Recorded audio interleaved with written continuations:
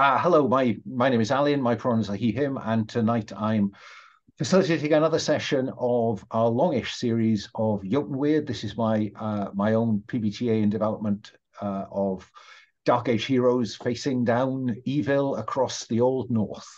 And this game is organized as part of the Open Hearth gaming community. If you don't know about Open Hearth, search Open Hearth gaming community and come and find out about us. Come and join us. That's all I'm going to say. Go back to episode 1 for more about the characters, though we are joined by a new character tonight who will be here for the rest of the series. But we're going to pick up where we left off last time. And then we'll introduce David's character, Ivan, to the scene.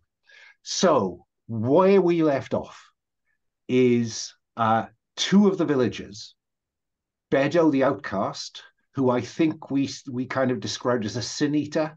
He is the person persecuted by the village. So all the bad luck goes to him. So Bedo is bitter and believed that our heroes could in some way help him get his own back on the village. Is that a motive for him being involved in the terrible things that have happened? Who knows? Black Gel and Caddock, our Sword of God, and our Loon and Sword of God, chased down another of the villagers, Teleri, who is the grower. She is the woman who tends to the oak trees, and there are some very grand oak trees in the vicinity, an avenue running down, but also spreading out into the woodland, the forest, where our characters are currently to be found, because this is one of the two significant areas of interest in the vicinity. This is the menacing forest. So our Solinus, Caddock, and Black Gel are back together. Teleri is in the custody of Black Gel and Caddock. Bedo, the outcast, is being restrained by Finn, our wolf skin changer. But I think the first thing that happens is that we know there are wolves. Black Gel has encountered them, so has Caddock. There are wolves in this forest, and we hear a howling. And Finn drops Bedo at Solinus's feet and growls, "I will deal with this," and bounds into the forest, this monstrous half human, half beast. And we will see what happened to Finn while he was away next time. But for now, that is our circumstance.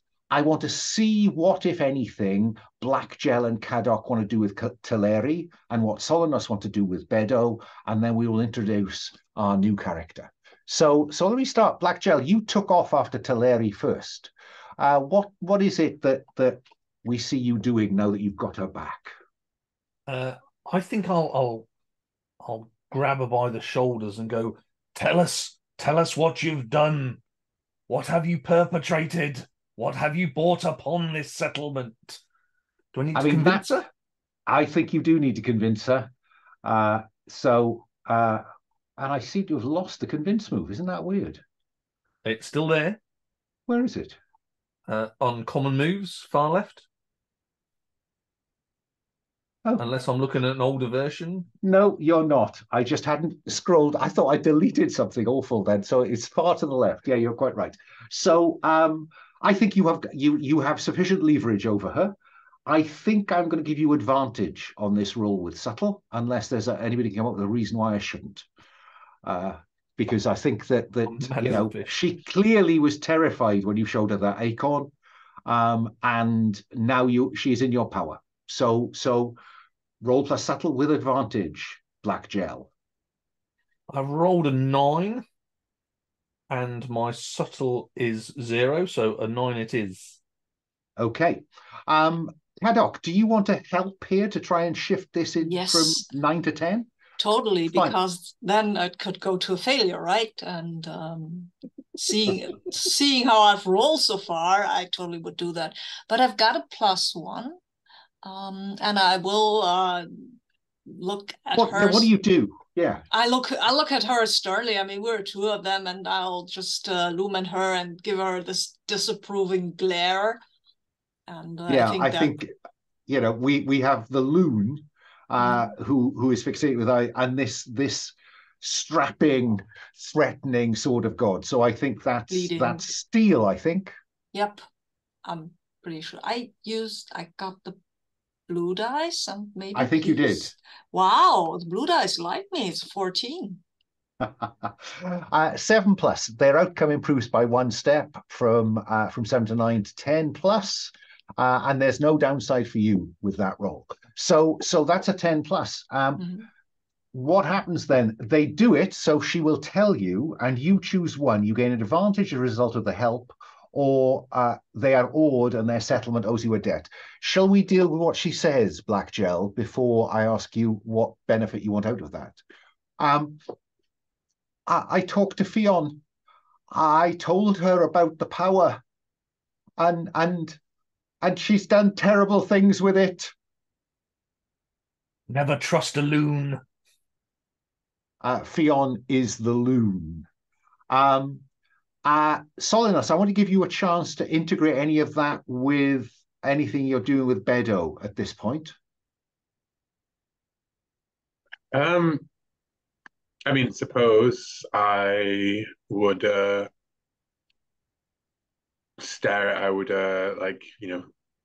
pick him up off the ground where he's probably been cowering since Finn dropped him. And I'll just say, would you know anything about that? I mean, listen, my friend, I'm not looking to blame you like the people of this village did, but you're eager for vengeance. Vengeance on Fionn? Well, then. When her mind broke, they made me the outcast. Before that, it was her. It is what broke her, and they want to break me. And I bet you were ever so kind to her before, weren't you? I did what I had to do, the same as everyone else. Now I know it's wrong. Yeah, he'll roll his eyes at that. I think that's enough, I think that is. I don't think that he knows anything about anything, And that, I think, is the point at which I'd like to introduce our Celtic mystic, David, Ivan. And I suppose what I'm curious about is what you're patron of the old gods of Celtic Britain. And I'm curious what has led you here? What signs or portents have led you to this place at this time? Because you are all, to an extent, in debt to your gods. Why have they guided you here? What have they shown you that brought you here? I think that Ivan noticed unusual migrations of carrion birds headed in this direction, and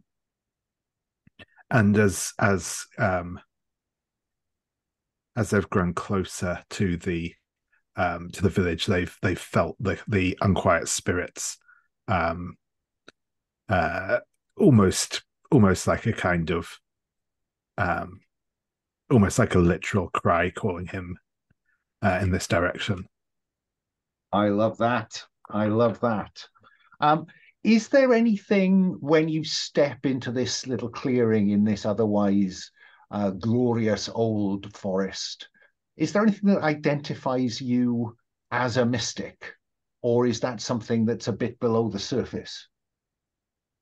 So Ivan, as they step into the clearing, they are dressed in a very heavy black, or at least dark brown, traveling cloak, with a big hood that's sort of properly pulled down, sort of over their eyes. They're carrying a walking staff, but for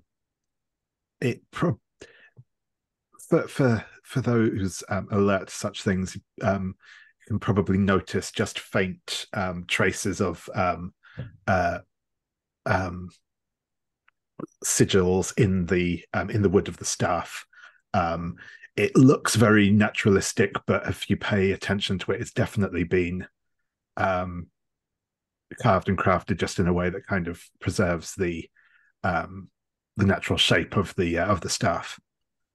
And that's why your clothes are described as distinctive. Yep. Okay. And I think when you step into the scene, this shadowed figure, Teleri, is looking over Caddock and Blackgell's shoulder to you, and you recognize in her that she is the local priest or priestess to the old gods here. She is the tender of the trees which are holy to the old gods. And you can see that she has a thong around her neck with a carved oak leaf, which allows you to identify that she is a spiritual guide for this village. And she seems to be being roughly treated, or at least threatened a bit, by Blackgell and Caddock. What do you do?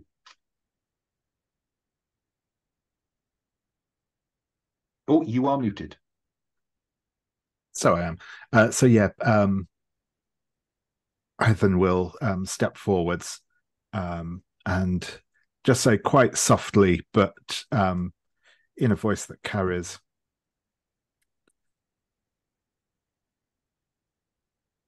"May I ask what you're doing with my sister there, gentlemen?" I think Caddock will turn around and face you before Blackjaw can utter a word.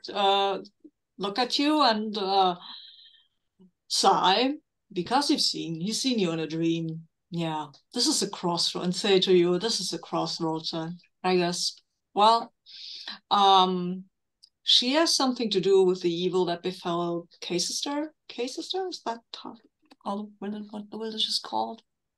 Yeah. Yeah. So we are trying to get to the bottom of this.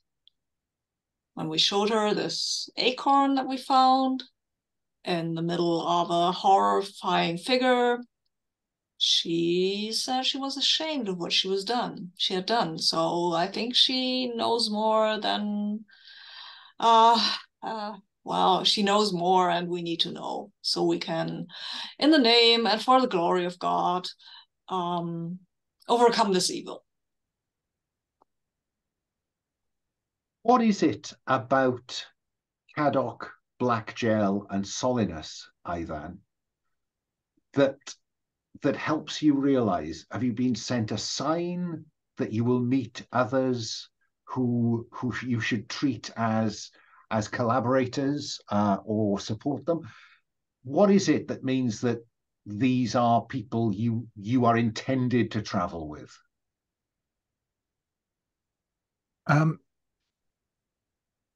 Yeah, I think the way the wind stirs kind of the leaves around their feet, and there's just that feeling of the attention of the old gods and the spirits of the land are on them, and if nothing else, that's a curious thing. Thank you. Blackgell, let me go back and ask you now, given that we've kind of got that out the way, what is the benefit that you want from that very successful convince them? You've gone very blurry, Paul. I just rubbed Vaseline in my face. I didn't really. I'll sort that out in a bit. I've got no idea what that is. Mushrooms. Where are the mushrooms? Show us the mushrooms. You know the forest. Where are the mushrooms? I must have the mushrooms now. That's the advantage. She's going to show me where some mushrooms are. So you have advantage in relation to the forest or Teleri. Fair enough. And she looks at you kind of confused, perhaps unsurprisingly. Solinus, you're perhaps more used to Blackgell and his outburst than than either Ivan or Teleri. So what's your response to this? There'll be time for mushrooms later, Gel. I mean, we're looking for acorns. And he'll grasp that, he'll point towards that acorn that Teleri's probably holding. Not mushrooms. Mushrooms will lead to the truth. I need mushrooms. And I'll start scrabbling around and pulling up some mushrooms. That's what you said back in Jorvik. Exactly. I must have the mushrooms. I must have them. And I will start rubbing these mushrooms I have found into my wounds. The mushrooms, I told you, mushrooms heal. You must have mushrooms in your wounds.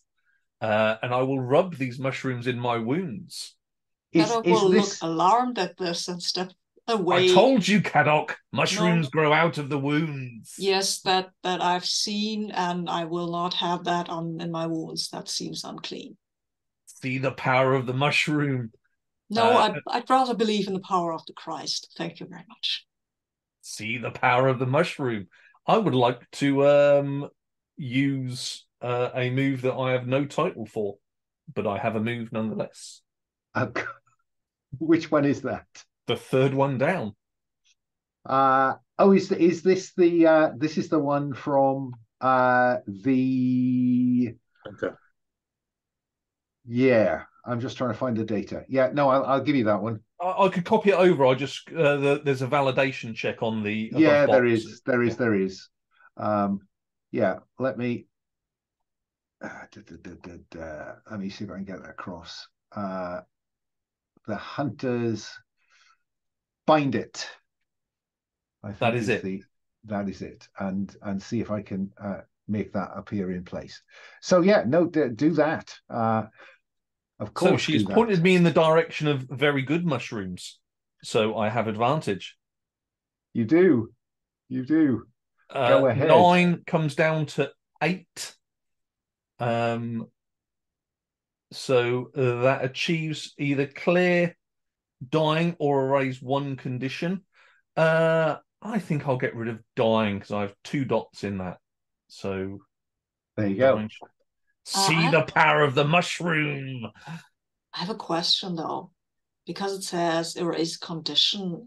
Do we have conditions? Is that wearied or wounded is a condition, wearied right? And wounded, oh, okay. Yeah. Okay. Yeah. So yeah, fine. The mushrooms clearly are blessed of Woden. Anything else we want to do here with Teleri and Bedo? What's the next steps? Cadog, what are you thinking at this point? I would like to the stranger that has chanced upon us at this crossroads to introduce themselves, maybe, and I will introduce myself as well. That I am Cadog of the Order of Saint Adrian, and I would like to know who you are. You seem like it is like fate has sent you. Who are you, stranger? My name is Ivan, and maybe fate, maybe some other power, but certainly something has brought me to this place and put you in my path.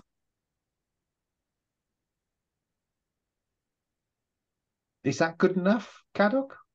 Yeah, sure. I just wanted to not just we all move away and everybody magically knows each other's names.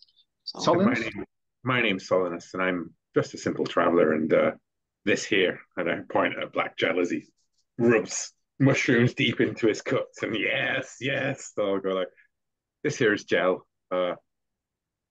There's wisdom in his madness. Such is often the case. There's a lot of madness in his madness, so as well. And now there's mushrooms in his wounds. Good for the soul. Good for the soul. Ivan, you must have a large head under there, my friend. That cowl is big.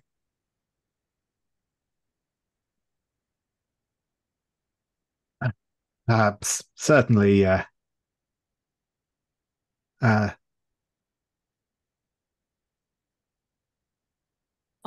Certainly,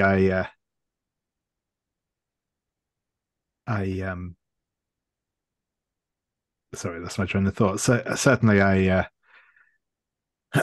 have much to grow into. Good, good. One can never have too big a set of clothes.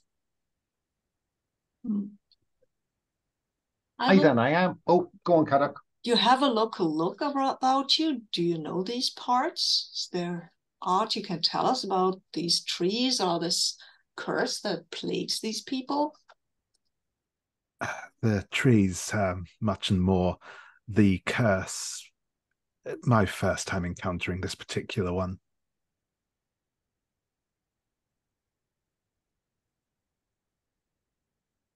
I am going to ask Black Gel if you want to just clarify a bit, because we've currently got an existing insight relating to Teleri that Caddock came up with last time. Teleri has done something she is ashamed of.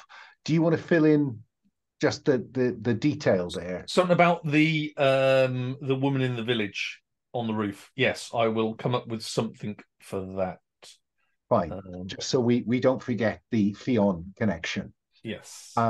And you know, I don't think there's an insight to be had in the relationship between Fionn, the madwoman, and Bedo, the new outcast. But it's worth just putting a pin in that. So what the other thing I will remind you of on the previously in was that when Finn used his sight to examine that fist-sized acorn, there were two trails. One was a green trail that led into the forest, and one was a grey spiritual essence heading in the opposite direction. And I think that what you got out of that was the vitality of the forest and the strength of stone. So just so I don't forget that little bit of fact. Where do our heroes go next, Solinus? What do you think? What is your suggestion of what should happen next? And what happens to Bedo and Teleri, I suppose?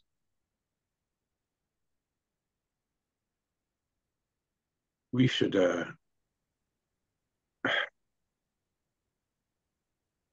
mean, with this Teleri said she gave something to Fionn, was that it? Something. Yes. Something. Yeah. She gave, well, I'll clarify. She gave her the key to the power of the acorn. What I've wrote as the insight is Teleri gave Fionn the secrets of magic. Fine. Cool. Can I just alter that to the secret magic? Yeah. So it's the secret magic, and then it's open as to what the secret magic could be anything. But yeah. Well, from what Finn said, this mystery lies as much in the mountain pass as it does down in the forest. And we know that whatever this magic that this grower is there a grove of these? Where do these come from? These acorns? From the oaks. They are shaped by the power of the old gods, but Fionn must have perverted that power. And perverted or something. Corrupted it. And perverted something further, even beyond the village. And I must say, I worry that we left behind the village. There were too many of those things there. I would be, my conscience calls me to check on those we left behind. Yes, I was thinking the same thing. We charged off to find the root of the mystery, but we left the others behind. So we should maybe go back and defend them. And there is a detail, David, that we omitted to tell you, which is that as they arrived at the village, a solar eclipse began. and so it is dark in the day. It's still ongoing, right? This is a very Oh long. yes, This is yeah, the yeah, yeah, longest eclipse ever. yeah, absolutely. In Caicaester, not anywhere else in the country. Yeah. So that sounds like Caddock. You want to lead people back to the lead our heroes back to the village? Yeah. Sure. Yeah. Anybody want to kind of go a different way, or Oh wait, my horse ran off, right? I remember they that. they did. Damn. No, I need to go back to the village and defend the villagers instead of going to try and find my horse. But yeah, I think Solonus will see me looking longingly into the direction where apparently Delilah ran to, but no. You find your steed. If you remember how strong that first beast was, maybe the difference between life and death if you're needed in battle again, my friend. Go find your mount, and we will. I'll tell you now that won't be easy. Oh, okay. Because I used a hard move to rid Caddock of her of his mount, so it will require a series of scenes. So that's fine. No, but I feel that it is more important that I should go and help the villagers out. The horse ran. She had good cause. It was my own foolishness that drove her off, and it seems that God is punishing me for my sins, just righteous. Yeah. So I'm just going to put a hand on your shoulder and say, I think it just means that God has faith that you'll be enough for the battle to come, Caddock. Horse or no horse. My friend, our new friend, clearly nature is in some disarray or chaos or malignancy. You serve the old gods, and I know that this must be of importance to you. Will you join us? Of course. I think this curse, whatever it may be, is what has brought me to this place. And if we are all attempting to stop this, then we should work together. Right. To the village. Yeah. Cut to the edge of the village. Black gel. What signs are there that not all the villagers have necessarily survived? Well, let's have bits of people, not whole people, bits of people strewn about. And it's clear that some of these huts, that their doors have been, knocked in, crushed, opened, burst open, knocked off their hinges, and there are the remains of some villagers. Other huts remain secure in as much as their doors are still closed. The hall is still intact, but yes, that's as you wander through, it is clear that certain of the villagers have been torn to pieces. This will happen again, I tell you, friends. The beasts will come back and take more. They need more flesh. We must get these people to the hall. I'm going to the hall and convince them to let the rest in. Round the people up and let's get them in the hall. It's the only safe place. Well, off goes Black Gel. Yeah, as he goes up the path, just like away from us, I'll look over our new friend and say, honestly, he can be pretty convincing when he puts his mind to it. I don't know how he does it, but considering the circumstances, this all seems pretty mad. So he might hit the right spot here, but we should run our villages. He's right.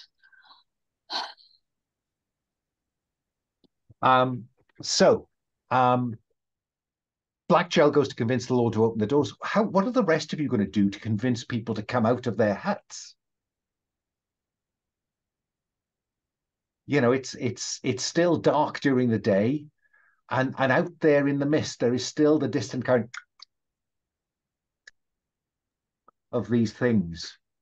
I'll leave the soft touch to the others, and if somebody proves to be super recalcitrant, I will go and convince them. So that's Ivan and Solinus. How are you going to come about it then? I think as we, it's still shrouded in fog, right? Like through the village, right? Well, a putrid mist. Putrid mist, indeed. And I think, hearing the noises out there, and then maybe like a scream that gets cut off suddenly. I look at the others and say, "We must be quick. I'll take this side. You take the other." So, Ivan, how what do we see you doing in order to encourage people to come out of their so far safe huts and head to the hall? I think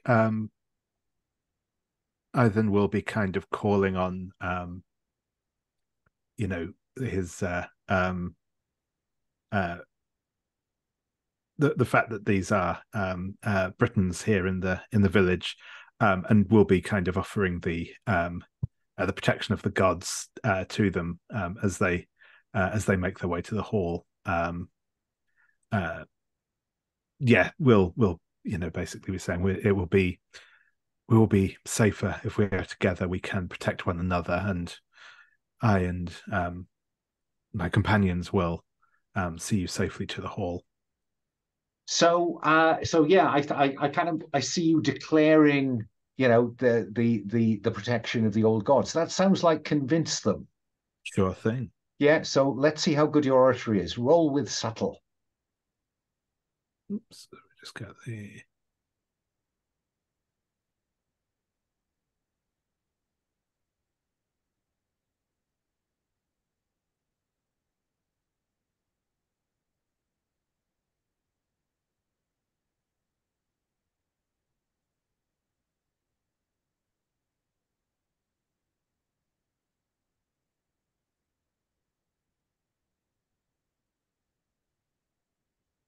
That is a 10 in total, I believe. Okay. So on a 10, they do it and choose one. You gain advantage as a result of their help, or they are awed and their settlement owes you a debt. It's your choice.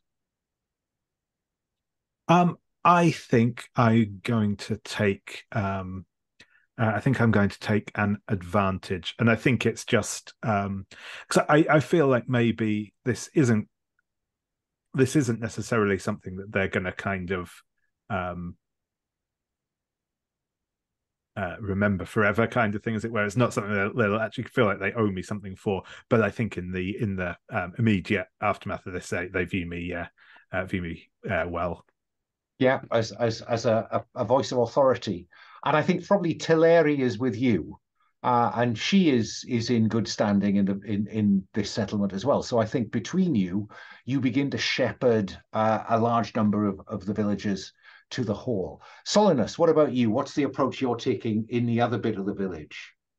I think I'm carefully and stealthily moving through the through there with a head on a swivel, looking. I think I stepped through a ruined a hut that was not sturdy enough to withstand these beasts' attention.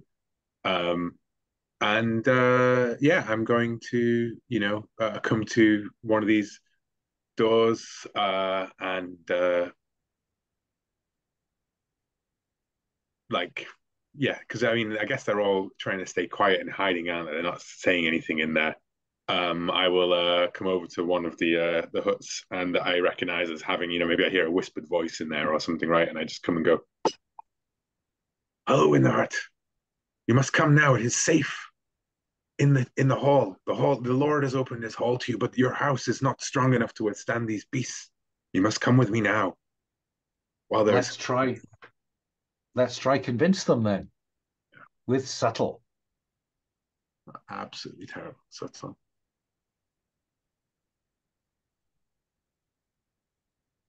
that is a 10. Well, not as terrible as we thought. So on a 10, likewise, advantage or a debt? Check my. Yes, I was sorry. I just had to check remember to check my temptations, but yes, I'm fine. So yeah. So convince them at 10 plus. think they are odd and their settlement owes us a debt. That seems the one that will probably be you could use it to gain advantage on subsequent rolls within this the village, right? Like by spending a debt. If you look at the debt economy tab, it says erase a debt to a settlement owes you when you agree with the fate which named mortal NPC from the settlement enters the scene intending to help you. Agree their attention with the fates who says what actually happens, or when the gods agree that your service is worthy of reward and allows you to erase a debt to them at the same time as you erase a debt to the village. That's really useful. I've not noticed that particular middle option before. That seems like a good one for managing your minus managing favor. your debt. Yeah. Yeah, because I think that the named mortal NPC from the settlement entering the scene intending to help you is a good debt to have in terms of like, they came and saved me from the woods sort of thing if we have to convince the Lord or anything like that. So yeah, that's what I'll take. I will take another debt for Caicaester. Fine. Make a note of that down at the bottom. David, I will just remind you that your burden is perpetually live. So you always get +1 to convince them, come what may, in addition to any subtle you have. Yes, so people are kind of, we see them emerging from the mist, urged on by the three of you, while Black Gel cut to the hall door, barred securely against you. What do you do? I'm going to complicate the situation by telling an uncomfortable truth. Go on. You need to let some people in. There's marauding creatures ripping people apart out here. Please open the door. And I think that means you're going to roll to convince the Lord or his aging warrior, his aging champion, with disadvantage, because I think you're probably right. I think so.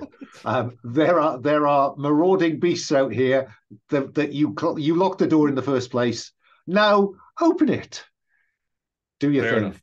Enough. Let's see what we get. I'm rolling flat, so hey, it could be good. I haven't seen anything. Has anybody else seen anything? Did it roll?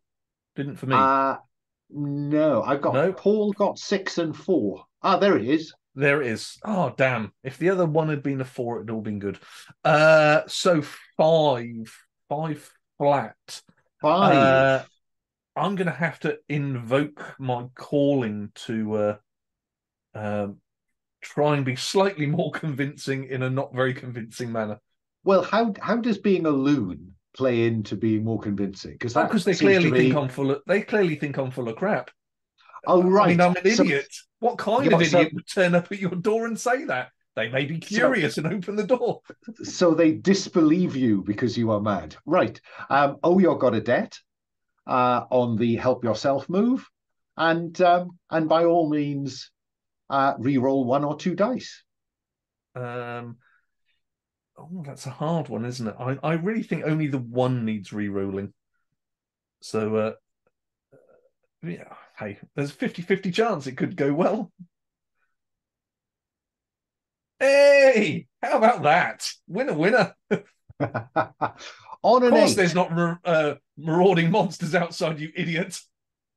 I think that they are going to open the door, but they will choose. It takes more time than you'd hoped, because what you see is, there's a little kind of shuttered window above the hall door, and the face of our aging champion, Bran, appears, and he's peering into the distance. So it's going to take a little while, and of course, all the while, those kind of are getting louder. Haddock, what are you going to do?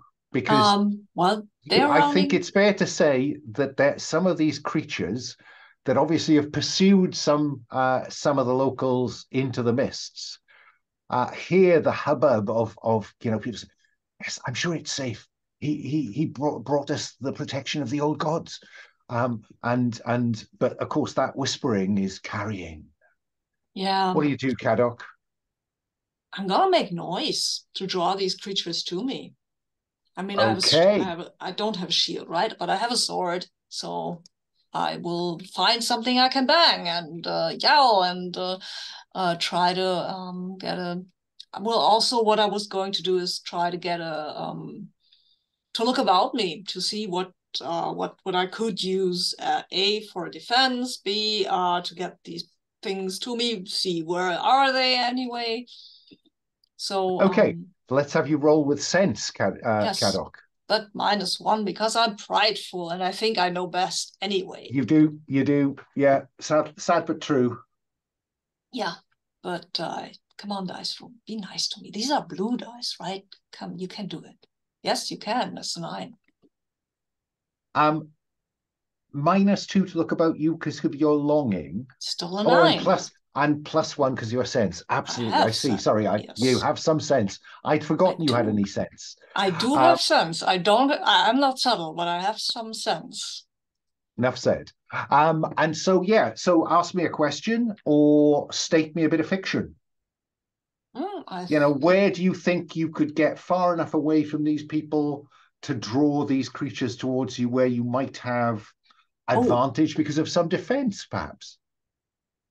I think some defense sounds good to me. I think they have a well, yeah, it's kind of a watchtower thingy. It's a sort of mix of a watchtower and treehouse, to be honest. They have a bell there. I think they might have stolen that from a Christian church, but who knows? Anyway, bell makes me feel comfortable, so I will go bang the bell and yell so that they will come to me and hope then that I can escape through the trees eventually to the hall. I mean, okay. That's yes, because otherwise I will just get eaten, and that I don't want that because we have a line on cannibalism. So I see you clambering up into this tower and beginning to strike the bell with your sword to draw their attention. Bang, bang, bang. Now bang. tower is a bit generous. This is a house in a tree with a bell on it, and fine. But I can get from this tree to other trees. Maybe that would be the idea. It's a good question. Why do God Squatters always think they have patent on bells? Bells have been around for a long time. But I'm sure the Christian church believes that they should only hang in churches. So yeah, Caddoc, I think that's too good not to have it attract most of these clicking monstrosities towards you, larger than man-sized, larger than mortal-sized. Because they are made up of multiple body parts, multiple people, in fact, while Solinus and Ivan are kind of ushering people in. Or at least, no, let's have them clustered round the door of the hall while our cowardly lord ums and ahs about whether it's safe out there. I think once Caddoc is fully surrounded, then he might take the view that it's safe for you to open the door. So Caddoc, these things come out of the mist, sometimes on 2 legs, sometimes bounding like animals on 2 legs and 2 arms, or 3 legs and an arm, sometimes with heads fixed in peculiar bits of their structure. And of course, because they're multi-limbed, they begin to climb. What do you do? Yeah, that was a good plan, right? Right until the moment when I'm trapped in the tree and these things are coming up. But as I said, I might be able to just do the squirrel thing. I think I'm going to force you to confront them in the first instance, just to buy yourself a bit of time. That's fine. I will do that. I will hit them with my sword, or maybe with the spear even, because I have the high ground. And yes, you do. I'm going to give you advantage. And a spear is actually a good weapon for defending yourself. So it is. So they have 2 defenses, if you remember, multi-limbed and no vital organ. So you really kind of have to break them apart, really, to take them down. So how you're using the spear. Yeah. That you have advantage for your height, but I'm struggling a little bit to see how this spear is ideal for breaking them apart or dealing with their many limbs. I think spear is pretty ideal for that. A, to just throw them from the tree, and B, I broke apart one of them, right? I know where they are vulnerable, and I did it with the spear. So you did in a mounted charge on a horse. So okay, yeah. let's go with that. Yeah. Let's see if you can impale them and drive them off the tree. So go ahead, roll with steel with advantage. Off you go. These? Oh wow! Okay, the blue dice love me. It's a 14. So on 7+, so you have defeated the defense of this creature, which is no vital point. I think you're kind of holding them at bay, and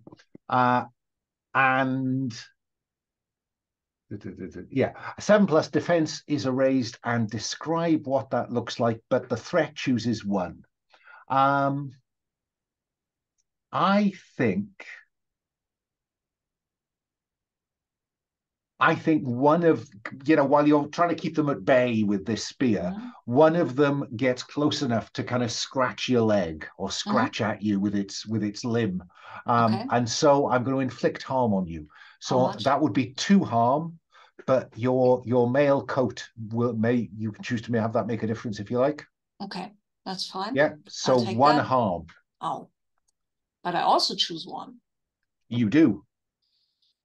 And I think I want to force them where I could gain advantage, because I mean, keep advantage. Fair enough. Yeah, to keep the advantage and then just keep poking at them, because right now I'm in the tree.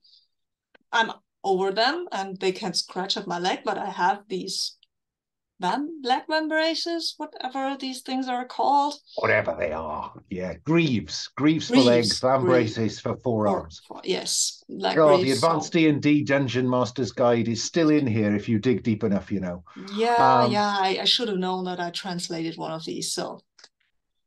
Anyway. And I think you have advantage. You have bought some time. Now you can use that advantage to keep staving them off, or you could use this bit of space you've got to make a dangerous leap over their heads and run for the hall, because the Lord has finally agreed to open the door, and Black Gel, Solinus, and Ivan are ushering people in. No, I think I'm tempted by pride, and I will stay and fight them. How courageous of you! So you have advantage again. So one of them you've already overcome its defense. Now you have to kind of just try and break it up. So let's have you roll with advantage using steel. Do your thing. Come on, guys, please be nice to me. Well, okay, it's still an 11. Wow. So exactly before one of these things, you stab it and it falls apart at the foot of the tree. But of course, there are numerous of these drawn to your ringing bell. Yeah. So there's going to be another one. But on a 7+, I think that they are going to force disadvantage on you, because while dispatching that one of them got round the back of the tree. So that will erase, if you want to, you can choose to have advantage, or you can choose a different 10+. At the moment, you're at disadvantage because it looks like they're getting around the back of the tree.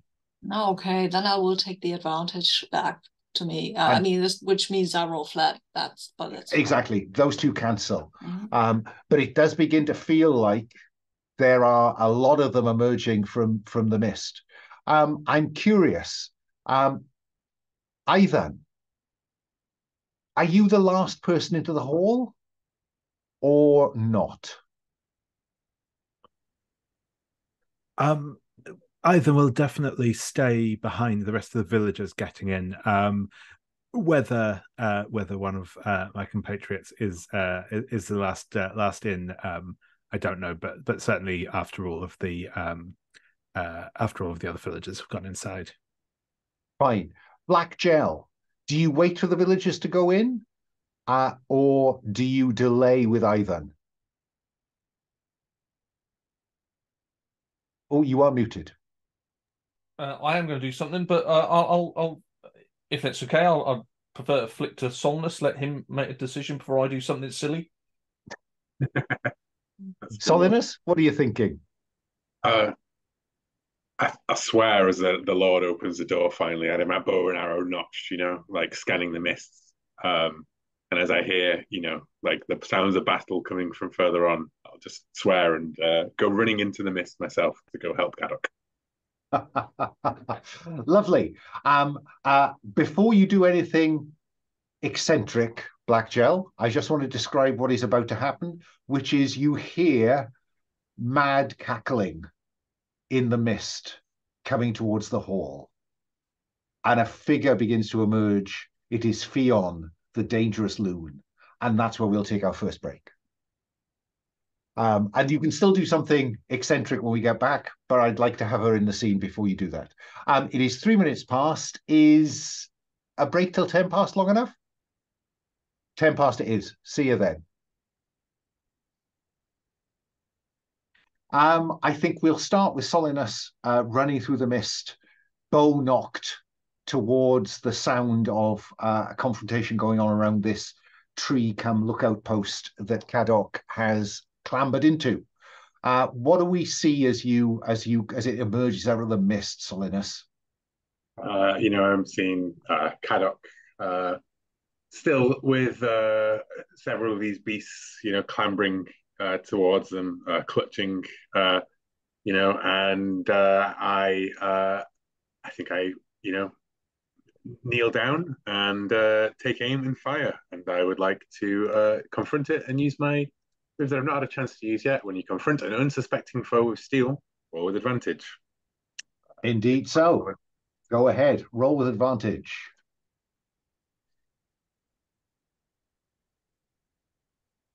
That is a 9. That's not so bad, is it? So on a 9, 7 plus, again, I'm marking, I've got a kind of handful of these in my mind.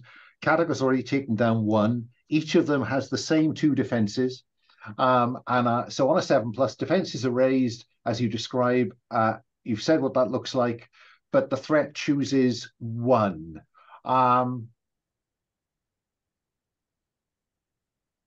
think the only thing they can do there is to run at you and force disadvantage on you as they kind of bound towards you through the mist.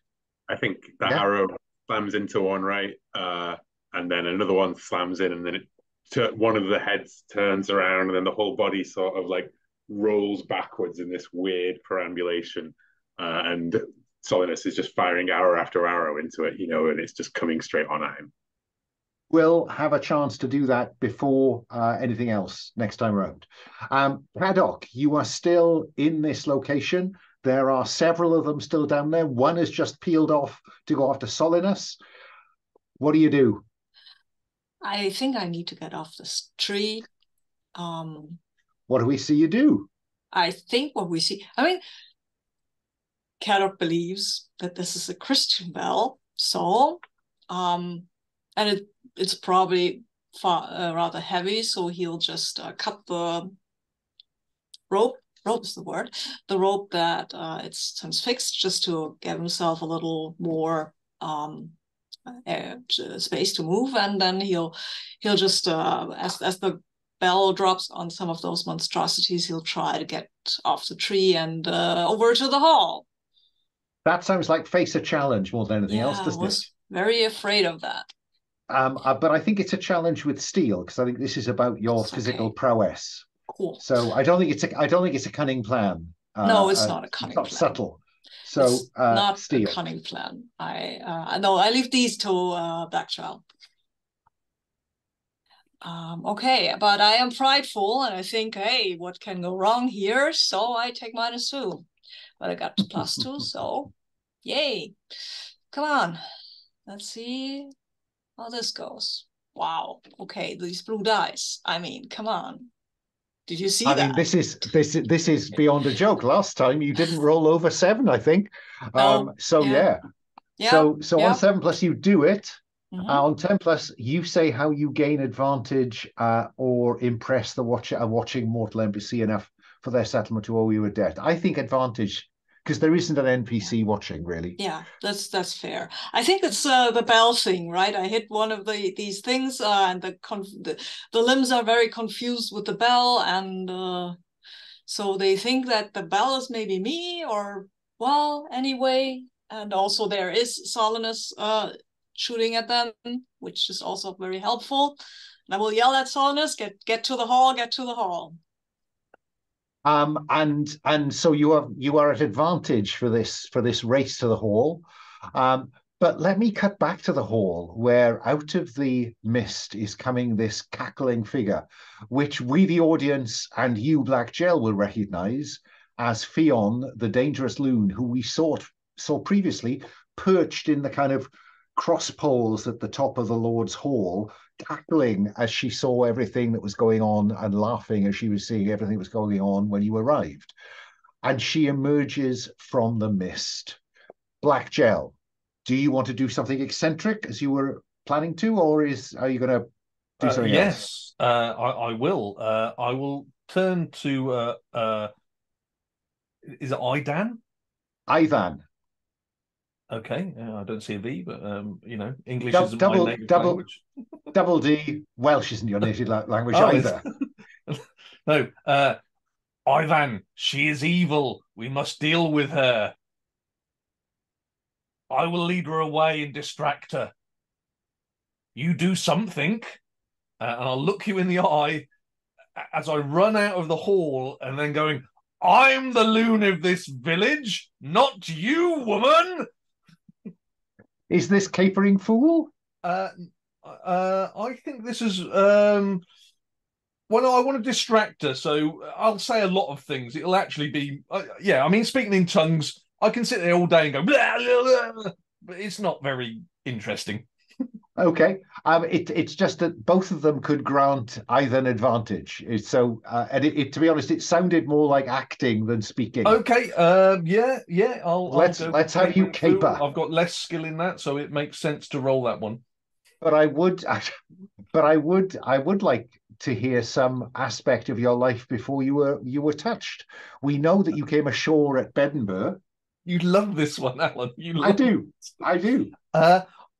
So we said I stepped ashore at Edinburgh in a mist very similar to the mist here. And you previously you saw my face, but I think now the camera pans back, and I said basically I was lower than dirt on a ship. You see a manacle collar around my neck, and the chain we now see as the camera pans back. There's a person holding the chain who looks exactly like me. Okay, curious and curiouser. Do put something about that later on in the box down below about history, because I the idea that there are now two of you is just blowing my mind. So yeah, by all means, then roll plus soul. Do I need an advantage on this?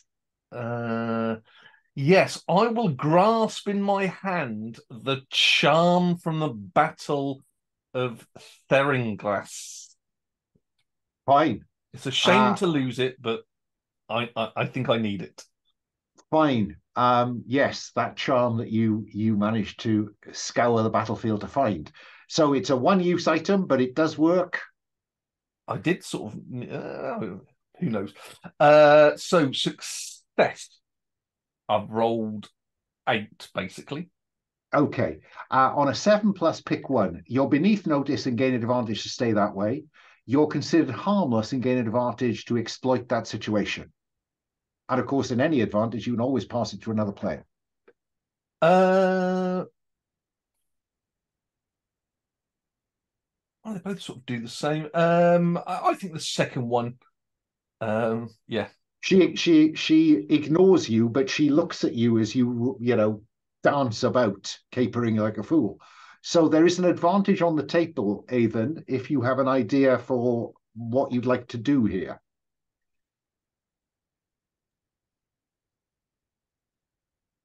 Yeah, I think.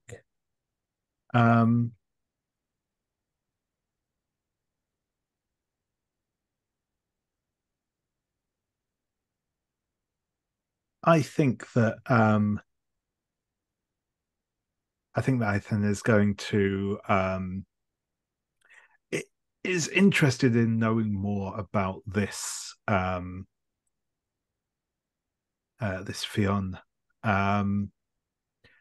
I suppose a bit of a leading question, I guess, but would she count as a monster? She would count as a monster because she is behaving monstrously, cackling monstrously. Excellent. So I think as he has stood there, Ethan will kind of close his eyes, almost as if he's kind of drifting off to sleep, and his spirit will reach out to Fionn, and I'm going to attempt to see into the mind of the monster. Fine. Roll plus soul.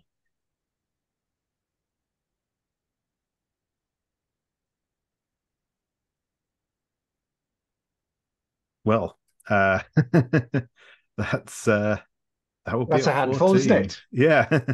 So on 10 plus, ask two questions. Now, the I will read those questions as broadly as possible, as with any set of questions in this game.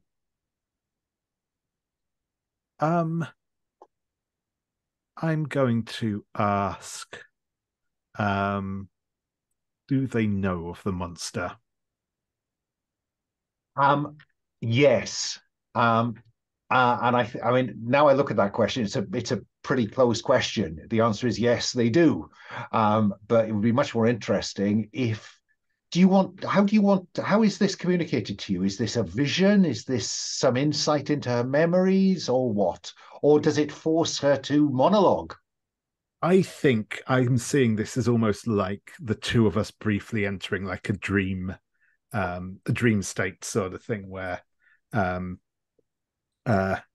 it's perhaps a mixture of them answering and me seeing things as I sort of interact directly with their subconscious. Well, we've not spent a lot of the special effects budget apart from the monsters in Yeah. this and a putrid moth. So I'm very happy for this to, what does the place where you both appear look like? And then you can interrogate her. Yeah, so I think that the it's almost like, so from Ethan's side, we see them kind of stepping out of a deep oak forest, but I think as we sort of kind of approach Fionn, I think the landscape around her kind of warps to match her more. So I suppose at the moment there's maybe it maybe looks like a kind of a burnt out village with there's smoke still rising from the sort of smouldering ruins. Yeah, I like that. And she says, ha ha ha ha ha. Oh, what are you? What are you? What are you? Now you can compel her to answer a question. Yeah, so I'd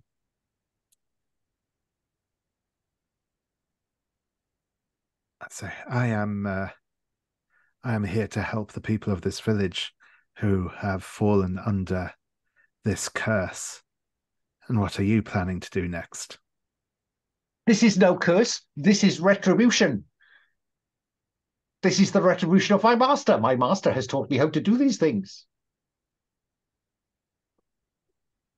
So I think that's one question answered, or at least one piece of information communicated. Yep, that's great. And where could I find your master then, if I must take this up with him?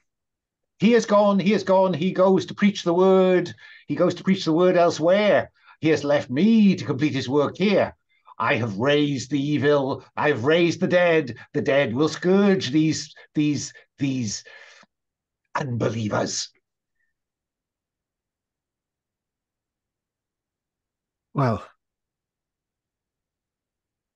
rest now, and I hope your dreams are more peaceful. And Ivan will sort of retreat back into the forest again, and then his eyes will snap back open in the real world.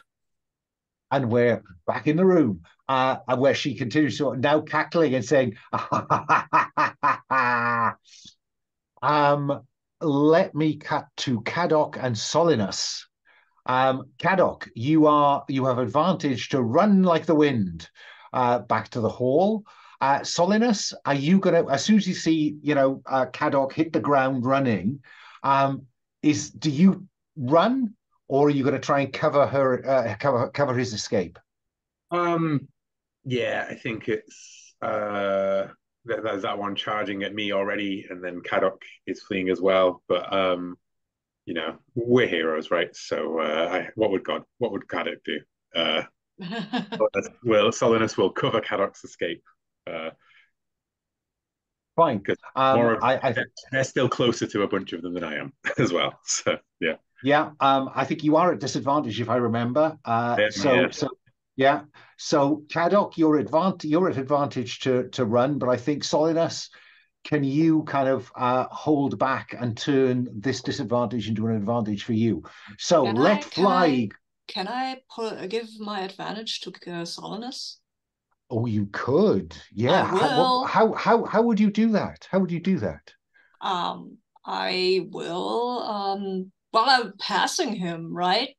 You are. So are you hoping that this thing is now focused on you, not him? Yeah, basically I'm passing him. I'm kind of standing there. Come on. Can I suggest that Caddoc literally picks up Solid as he's sprinting? Yeah. Maybe not picking up, but grabbing the shoulder and just dragging him. Come on. So what it seems to be then is, Solinus, that advantage distracts the creature. Your disadvantage is cancelled, so you can shoot at it, or you can run rolling flat. Yeah. I mean, and then it sounds like we're pretty much running together, aren't we? So I will run alongside Caddoc. It doesn't seem as though with that advantage, yeah. So I will run alongside Caddoc, which would be I think steal. Face a danger. I think face a challenge with steal. I think this is a physical. So do your thing. That's 8. 8. Caddoc, what about you? Because I'd quite like to know what situation you're both in here. So I also have to face a challenge, right, with steel? Yeah, with steel. Oh, okay. Rolling flat. Okay, come on, please. Nope. This now it's a 5. Ha! I knew I'd fail eventually. I help them? Say again? I help them? You can. Currently, you are going to get there first, but the fate chooses one. You mark harm doing it. It takes longer than you'd hoped, which doesn't make sense, or they'd catch you. Respite is temporary. Either you escape or you don't. So I think you are going to mark 1 harm, Solinus, come what may. But I see no reason at all why you shouldn't help. What does that help look like? I should ask Caddoc first whether you want to help yourself, Caddoc, by invoking... but I am conscious how disfavored you currently are with God, who thinks you've been taking advantage. Oh, I'm muted. I'd rather not do that. Okay. So, Solinus, by all means, what does this help look like? This help is, I'm going to yell out path through the mists that I know where it's going. I'm a -2 to help. Oh, God, because of my covetous. Well,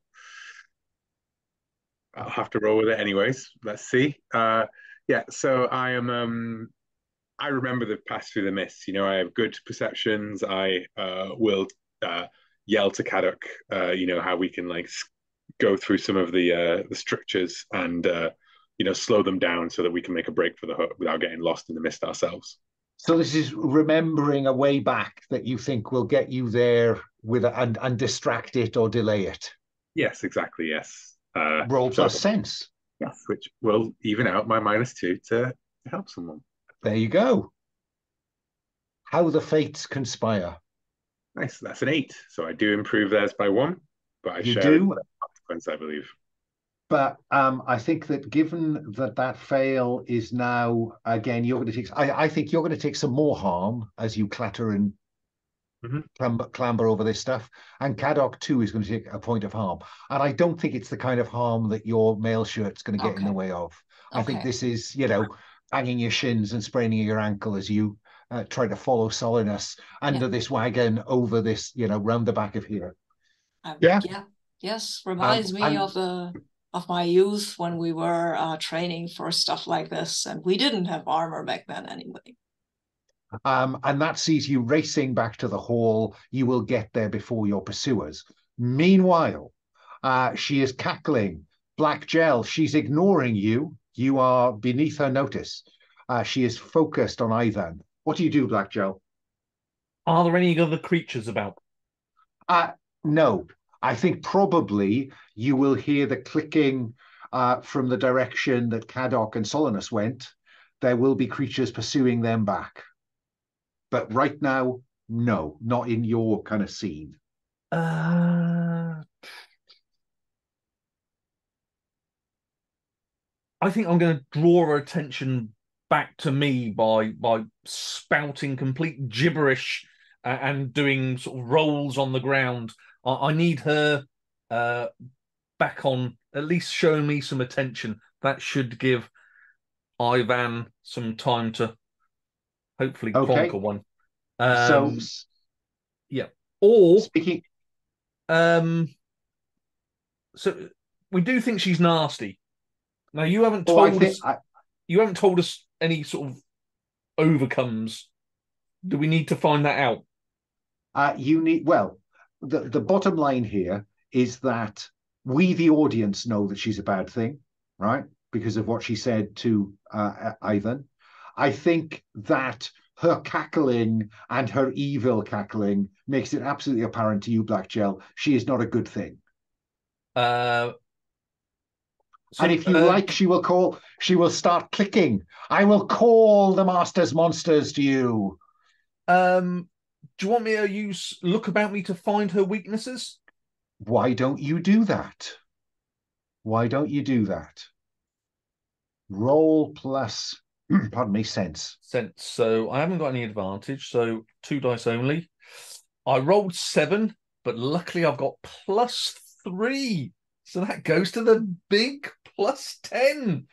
Okay, so you still only get to choose one, but you do get to roll with advantage if you then act on it. And what I think I will describe is that when the villagers were, gathered up by the others and guided here, they brought what was most important to them or things that were necessary. And what one of them brought was a sack of salt. But there was clearly a leak in the salt. In this sack. And so you can see there's a stream of salt, kind of winding towards the hall. And it's very clear that Fionn is stepping very gingerly around that salt. Her weakness is salt. Okay?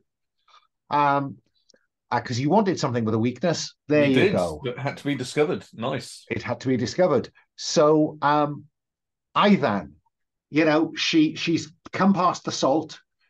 Black Gel is standing off there to one side, kind of looking thoughtfully at what's going on. What do you do, Ivan? Because she's going to be up close and personal in a moment.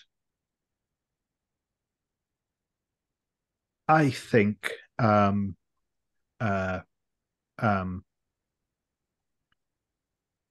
is going to call out a short prayer to the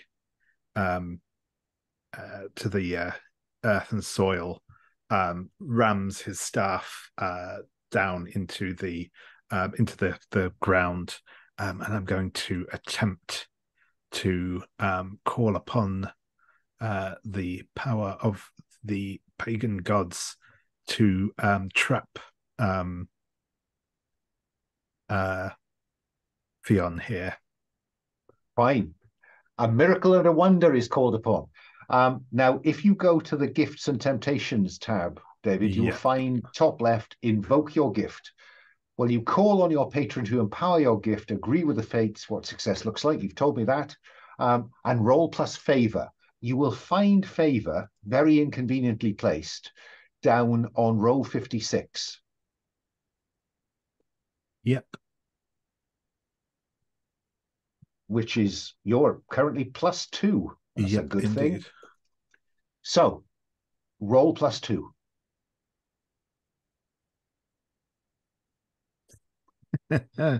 Well, 3 6s last time, 2 1s this time. yeah. Gee whiz. So that is currently expect the worst. But this does allow me to remind you there is a move called, on the basic common moves, help yourself. When you're dissatisfied with the outcome of a roll, say how your calling or mortal seeming is relevant to your current action, and then either owe your patron debt and say how this helps, or assert your free will to take a temptation instead of a debt. Then Yeah. re-roll 1 or 2 of your dice. Certainly. I am going to.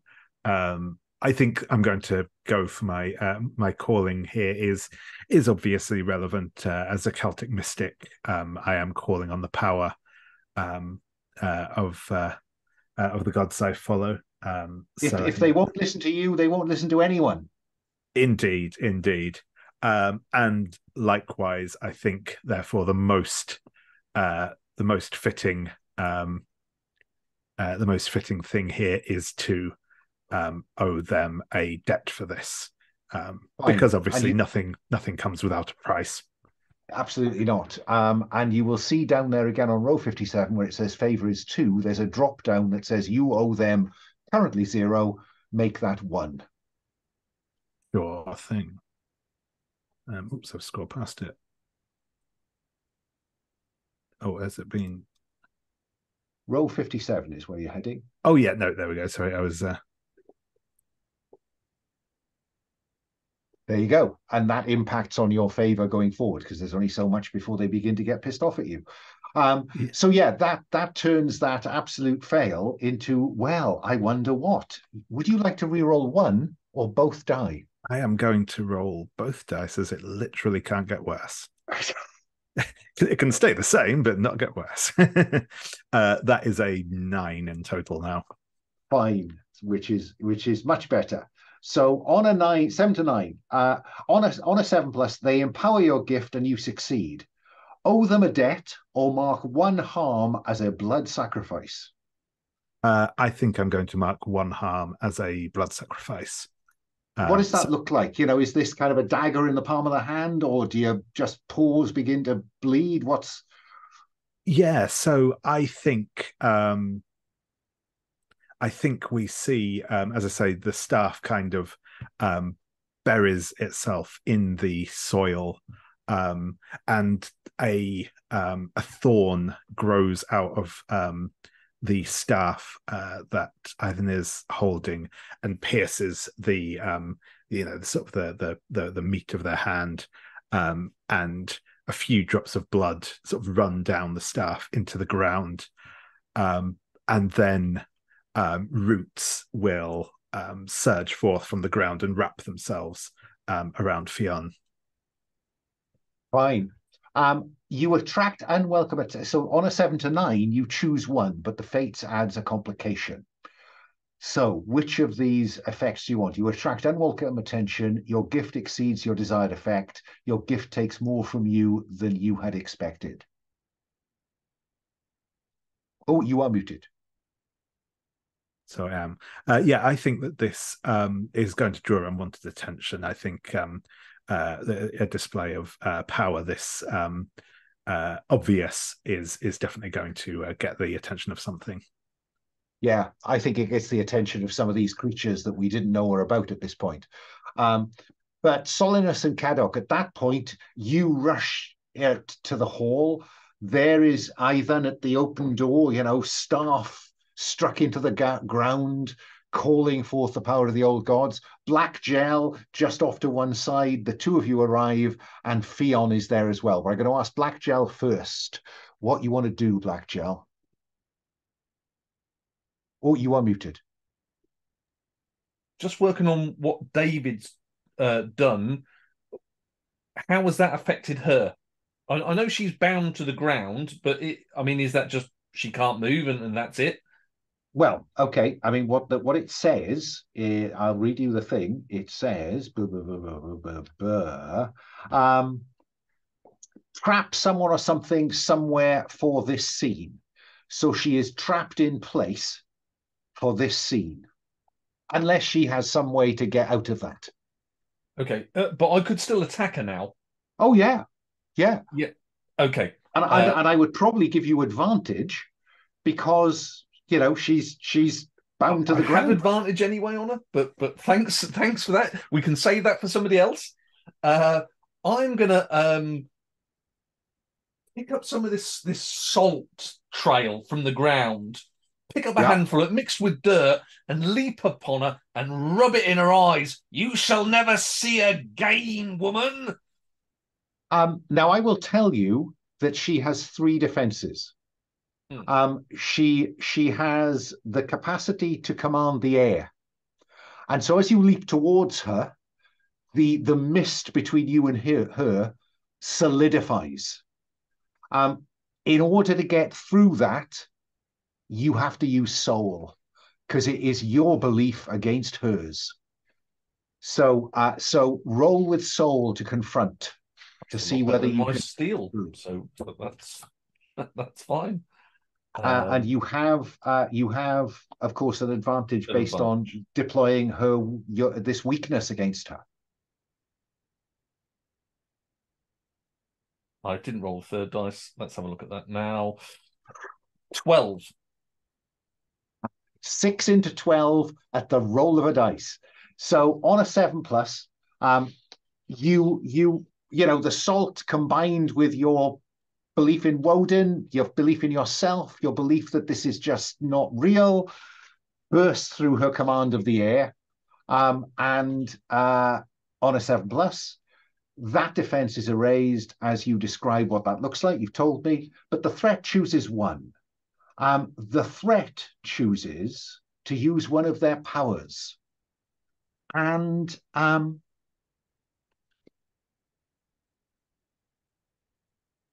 she she does. Yeah, she goes incorporeal. And as you dive towards her with this salt to go for her head, you go straight through her. She has become incorporeal. How weird is that? Weird.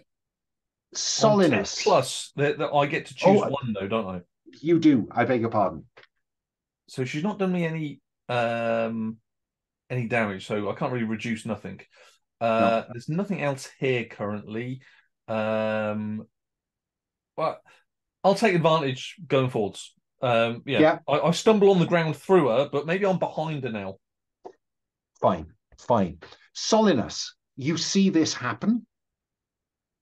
These roots were binding her to the ground, but she seems to have just turned into mist. What do you do? Well, we're being pursued by zombies. You are. Right. Perhaps Solinus runs and steps into a big pile of that salt and looks down, and does Black Gel call something out about the salt? The salt! Use the salt! And I'll stare at the mist, and then I'll look back over my shoulder. And think, Caddock can handle those. Well, no, I was thinking more, could I try and spread salt? Would it only work on her, or would it work on them as well, We don't know that. All I can tell you at this point is that she has a weakness related to salt. She has a weakness related to salt. Well, given that that's all I know, and I don't have supernatural powers with which I could keep the zombies away, and I don't have any other means of doing it because there's no such thing as a petrol bomb in this age. I will grab up a handful of the salt and throw it at the at this misty shape. Fine. Again, it's soul, because you have to believe it works. So roll plus soul to confront her. One of her other one of her other defenses is the fact that she can go incorporeal. So let's see if the salt will bring her back into the real world. Well, that is a 9. What do you know? What do you know? On a 7+. The defenses are raised as you describe what that looks like, but the threat chooses one. What is, when you throw the salt into this misty outline that she's become, what actually happens? I think that mist as it roils around, right, in the shape of a woman, but becoming more and more like diffuse. You just hear her cackling away as Black Gel stumbles through. And then as she, reaches the full-on Joker cackle, right? Black Gel screams, "The salt!"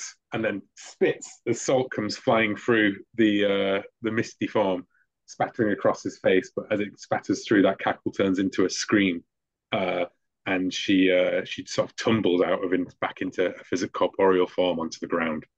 She does, and then she takes an opportunity to flee, and disappears.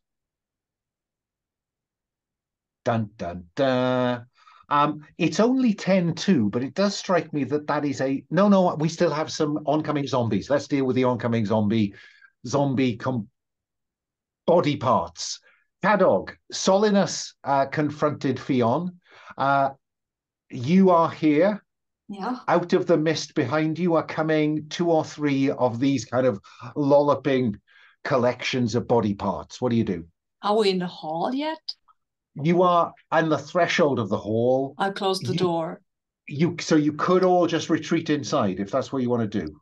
Yeah, I mean, that was the plan, right? I don't know how many of these zombies are there, and while I am totally willing to give my life for God and the cause, I think it could be better spent than standing at a hallway door and getting cut to pieces. If I just close the door. Rushes to the door and shouts at the 3 of you, "Get inside!" or words to that effect. Oh wait, they are all still outside. They're all outside as we speak. Okay. I think Ivan is at the threshold, Solinus stopped before the threshold, and Black Gel is over there. Black Gel is over there. Okay. Cool. Oh, Paul, you are muted. Just to get a point home, we have got the villagers into the hall. Yeah. Yes. Yeah. Just sort of meta thing. If we go in there, we're sort of trapped. It bogs us down. That's just my thought. Okay. In which case, I think since they are all still out there, the weird evil thingy has fled, right? She is taking this opportunity to flee. And just to be clear, I'm very happy for you to go inside, and then we're at kind of, which is that 1970s film where a bunch of gangs confront a police station. Assault on Precinct 13. I think it's still a good idea to get inside and catch our breath. I imagined an opportunity for that to happen. Yes. So I will yell at these chuckleheads to get inside. So Ivan, you are literally on the threshold of the door. It's you are the easiest person to go in. Do you go into the hall? Yes. So I will step inside the hall at this point. I'll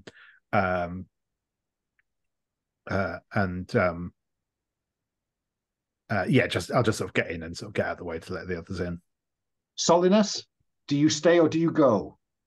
No, I head into the hall so we can get that door locked and barred, protect the villagers, and perhaps have words with the Cowardly Lord. Black Gel. I'll go into the hall. Okay, because I would have grabbed Black Gel anyway.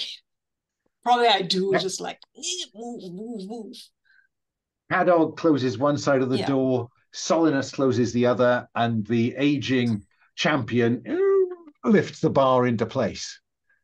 And that, I think, is where we will take a break, because that does seem like a natural break in the action. It is 51 minutes past the hour. Shall we be back in our seats at 56 minutes past the hour? See you in 5. We're in the hall. So we cut to inside the hall. Frightened villagers. The Lord at his high table, guarded by his aging champion. But people are worried, are we safe? Are we really safe here? They said they'd be safe here. But and then there's that kind of bang on the door as something tries to break into it goes everyone. But this is that kind of downtime opportunity for us to have some scenes between you or between you and other people to either kind of sort out what's going. But before we do that, David, in this game, at the end of any scene, a player can propose an insight that they've gained into the source of the darkness that you are here to confront. And if I take you to the Caicaester tab, and if you scroll down to about row 39, you will see a carved in brindlewood-like set of insights. Cool. Yeah. The depth of the shadow here is 5. Currently, you have 6 insights. So if you can string these together into some kind of coherent narrative that describes how and where you should confront the darkness, you are currently rolling your revelation move at +1, or the revelation move. There's only one. So I'm going to come to you first, because I think your interaction with Fionn means that you are best placed to suggest an insight related to what Fionn said to you. It needn't be what she said to you. It can be something that you generalize from that or build out of it. Yeah, sure thing. So I think I'm going to go fairly directly with what was revealed to me, and say that Fionn has been corrupted by a wandering preacher. Like that. And then the rest of you had a variety of stuff went on in that kind of first scene that went from, helping the villagers into the hall through confronting some of these monstrous creatures to discovering Fionn's weakness, for instance. So Solinus, Blackgel, and Cadog, there is an insight up for grabs if one of you wants to suggest one, and we'll put that on the table, see how the other two go with it. Let me start with Cadog. Is there an insight that you think comes out of any or any combination of those bits of scene? Pretty diverse, but I don't think that. I mean, maybe something to do with salt, but I'm not entirely sure if that would be a good kind of insight that we can tie to our solution. Let me check our insights. Maybe something that will help this. Because with Eithan's insight, you're now at revelation rolling +2. Oh, nice. If there is anything else, or you may want to wait until you've had some conversations in here. I'm just putting on the table as a possibility. I think I would like to wait, maybe. Okay. What about Blackgel? Do you want to dive in now and offer me a suggestion, or No, I prefer to do something different, so I'm okay. happy. Solinus, it looks like the others are wanting to wait to see what comes out of the scene here. Is that? Yeah, maybe there's something in the scene in the hall with the the chief, but I think that the secret lies through the area that we haven't explored yet. The mountain pass. So this is a moment to bound our wounds and have a word with the Lord, and then try and slip out. Okay, so let me start then by kind of going right to left on the character key, but just see what you want to do first in the hall. Yeah, in this bit of calmness, as we can hear things scrabbling around outside the hall, and occasionally something bumps against the door. Cadog, is there anything you want to do here in the hall? I can't quite. Oh yeah, you do take a knock, don't you? So I'm curious whether you want to have a look at that dying.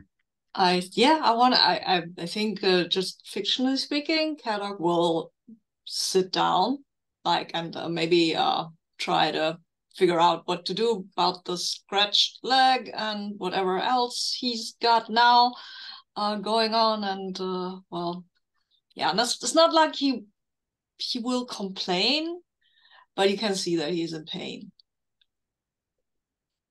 Fine. So are you going to ask for help, or are you going to invoke the balm of God? I think there is a downside of the balm of God, because a failure means that you actually accept what you heal into yourself. Yeah, that's very. You can intended... see me chewing some mushrooms. Oh wow! I mean, you've been sent to me for a reason, right? There has to be. I will look at Blackjaw and say, you know what? I think I might accept some of these mushrooms if it stops the bleeding, you know? It will definitely do that. Yes, and it will. Also, just pick them before they get too big. Yes, I will. And look at Solomon with the expression, but I will let Blackjaw do his thing. So Blackjaw, bind it up with mushrooms. When you bind up a wound or injury, including your own, roll plus steel. Okay. I am at -1, but I'll see what I can do. I mean, I'm not great. Didn't ever say I was. And who would accept mushrooms being rubbed in the wound? Of course, it's a -1. Let's roll. I've got nothing that can give you advantage, I'm afraid. So it could have been worse. It could have been. We are dying. There's an upside.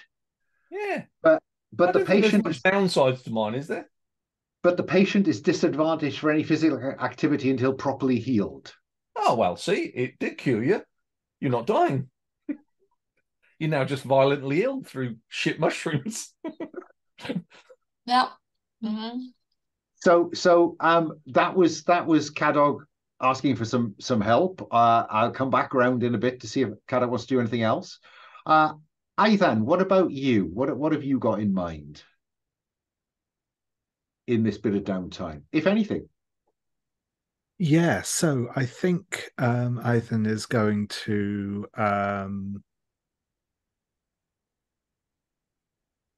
obviously kind of make the polite gestures and so on and so forth. But there's then going to sit down in front of the hearth fire and takes out a handful of dried herbs and twigs that he will toss into the fire as an offering to the spirits of the hearth. And I would like to use my otherworld move. When you remind us of a time when your burden caused a problem, and your burden is, I think, longing. You yearn to make a connection.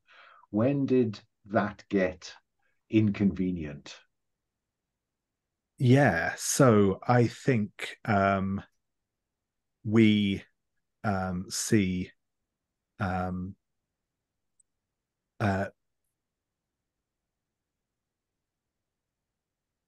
see a scene where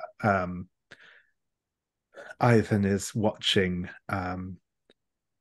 a group of monks out tending the fields of an abbey, and for a little while he's just kind of sat cross-legged on a dry stone wall, watching them at their work. But after a little while, he kind of walks over and starts kind of joining in their work in the fields, chatting with them. But when at one point he kind of pulls back the hood from his cloak, and we see underneath. He's got long red hair that's sort of bundled up inside the hood, and you can see kind of some tattoo marks on his face, and it is clear that he's a vile heathen. And they sort of chase him out of the field, sort of throwing pebbles out of the field at him as he goes. I like that. Then all you have to do is to owe your gods a debt, and they reveal the spirits that infest the scene. Those spirits tell you what they know granting you advantage to look about you. So yeah. When these herbs hit the flames, do the flames change? Do we see faces in the flames? What are we seeing? Yeah, I think kind of the sort of space in between the flames kind of forms like eyes and a mouth. There's probably almost like to the extent that you can make out real features in there. There's probably almost like a kind of grandmotherly appearance to this face. So look about you with sense, rolling with advantage. Roll 3 dice, take the top 2. Indeed, though unfortunately, due to my perpetual longing, I am at a -2 to this roll. Mulling over that past event. Oh, jeez. 3 6s, 2 1s, and now 3 1s. Okay. On a 6-, expect the worst. What's the worst thing that can happen here? I think I will foreshadow here. I think that this face in the flames takes on the appearance of one of those monks. They say, you are an unbeliever, and you will burn in the flames of hell, as all unbelievers will. And the word has been brought to these people, and they have ignored it. They will all be destroyed. Excellent. I also either take 2 harm or oh my god's a debt, and this seems like a great opportunity to take 2 harm as the kind of sparks flare out of the fire and scorch Ethan's hand. So just to go, do you mark left to right or down? You mark down. Down. So you will have marked wearied and wounded, and then dying, and then start filling the second column top to bottom. Yeah, sure. Well, this is all going terribly well. What about black gel? Did Solnus do something? I just don't want to steal. Not yet. No, I was just working my way around the. Okay. Well, yeah. I mean, mine will be very quick. I'm going to start. I want to look around the hall to find a hidden exit. I don't know whether the hall's raised. Maybe we'll pull back a rug and there can be some trapdoor to get out of here. Yeah, no, I won't even make you look about you for that. As long as you spend some time doing it. XP thing. Yeah. Oh, then by all means roll to look about you. My apologies. I could roll badly. You could, exactly. Why would I not want you to roll some dice? Oh, look at that, a 5. But luckily, look about me, I'm +3, so 8. So by all means, ask me a question or add.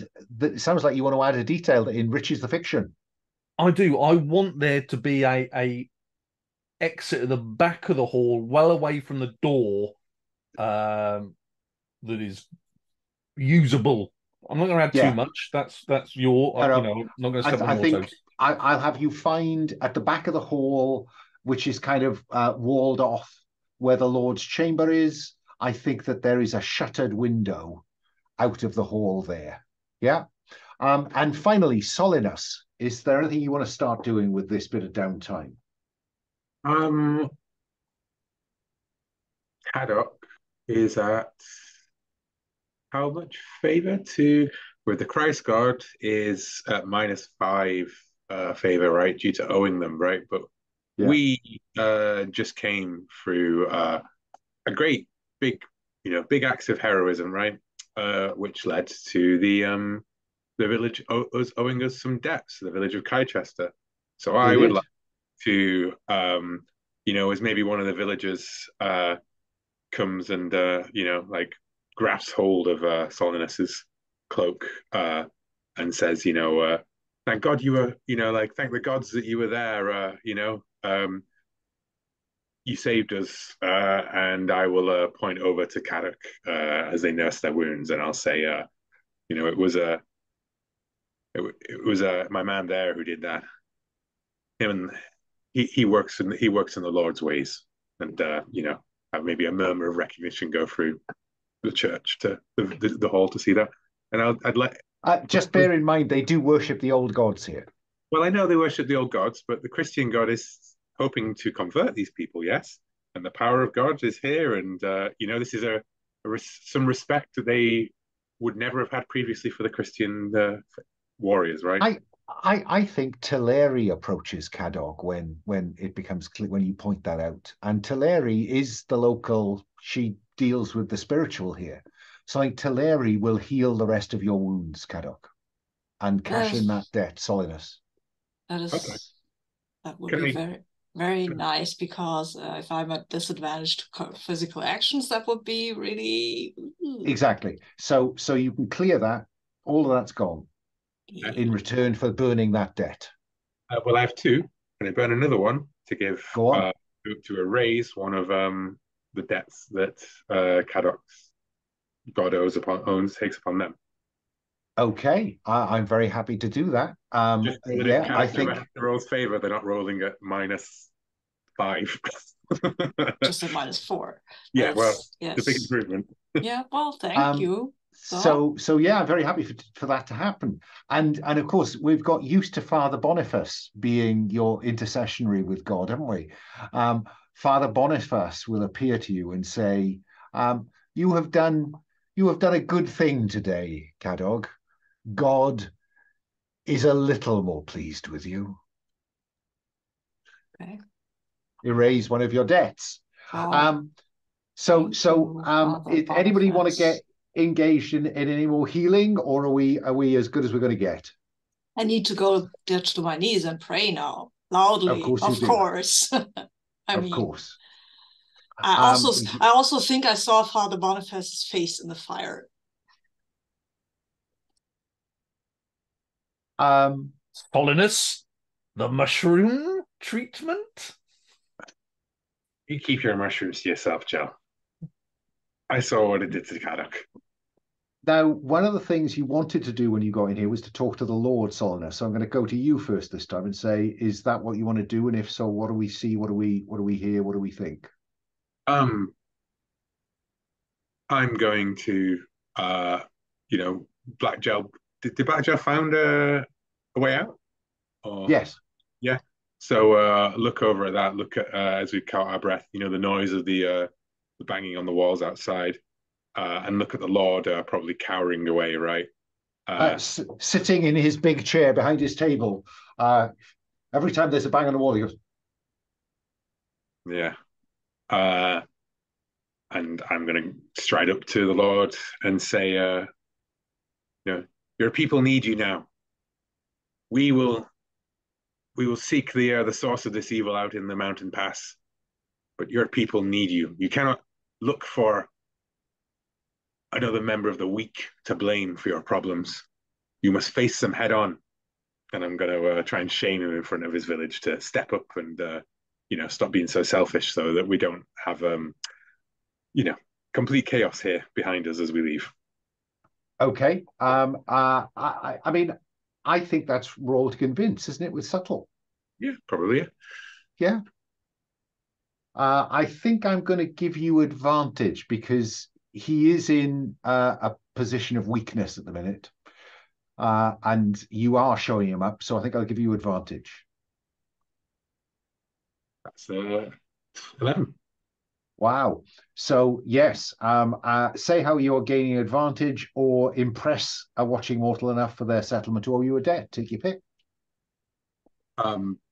I think it will be the settlement owes us a debt, as they, the murmur goes around the room about how when like some people didn't make it, right, but we saved them, not this lord, not their lord. Exactly, and we know Cadog is obviously wearing a cross, which is why Father Boniface felt obliged to intercede on his behalf. I wondered if you wanted to cash that debt in now. For what? To Well, relieve her of Cadoc's favor? I'd be up for that because I think it's a good use of the debt. to erase further debts to. Oh, I'm at -3 as well, aren't I? I'll be selfish. I'm going to erase one of my own before I erase one of Cadoc's debts. It would seem fair, wouldn't it, that God Yeah. should smile on both the Christians because they have been very courageous in defense of the innocent, or the apparently innocent at least. So what I'm seeing here is a revelation sitting at roll +2, if you can string this lot together. Do you want to do that now, or do you want to go in search of more insight? I would try to bomb up Solinus before we go anywhere. No, I'm good. It's all good. As a player, I don't want to be bound up. Okay. So carry on. Fine. Yeah, you have a way to get out of the hall, and if you tell me where you want to go, I'm happy to cut there. To the hills. To the high pass above the village. Yeah. And we won't even deal with the getting out the window, the evading the creatures. We simply cut to the high pass, I think. Who's taking the lead up as we see you picking your way up? Because inevitably the solar eclipse has begun to move, but of course at the same time the sun has sunk to the horizon. So we give way. The darkness of the eclipse gives way to the dusk of the coming night. So who wants to take the lead on the way to the high pass? I'm happy to, unless somebody else wants to. If you caper in front of me, I will not throw you off the mountain pass. Otherwise, I would stride ahead confidently, even though I have no idea where I'm going. Imagining Cadoc striding ahead confidently, and yet Blackjaw scrabbling over little mounds and like capering around. Yeah, off to the side, sort of. Yeah. Okay. Where am I? Let me just location moves. Alan. Yeah, exactly. And I'm now looking for where I put the updated version of that. Because I'd forgotten I'd updated that one as well. If not, I'll have to work off. There we are. There we are. Let me just take that and go that. And then there we go. Okay. So this is, as I remember, a treacherous mountain pass. So we see you picking your way in the dusk up this hillside towards this mountain pass.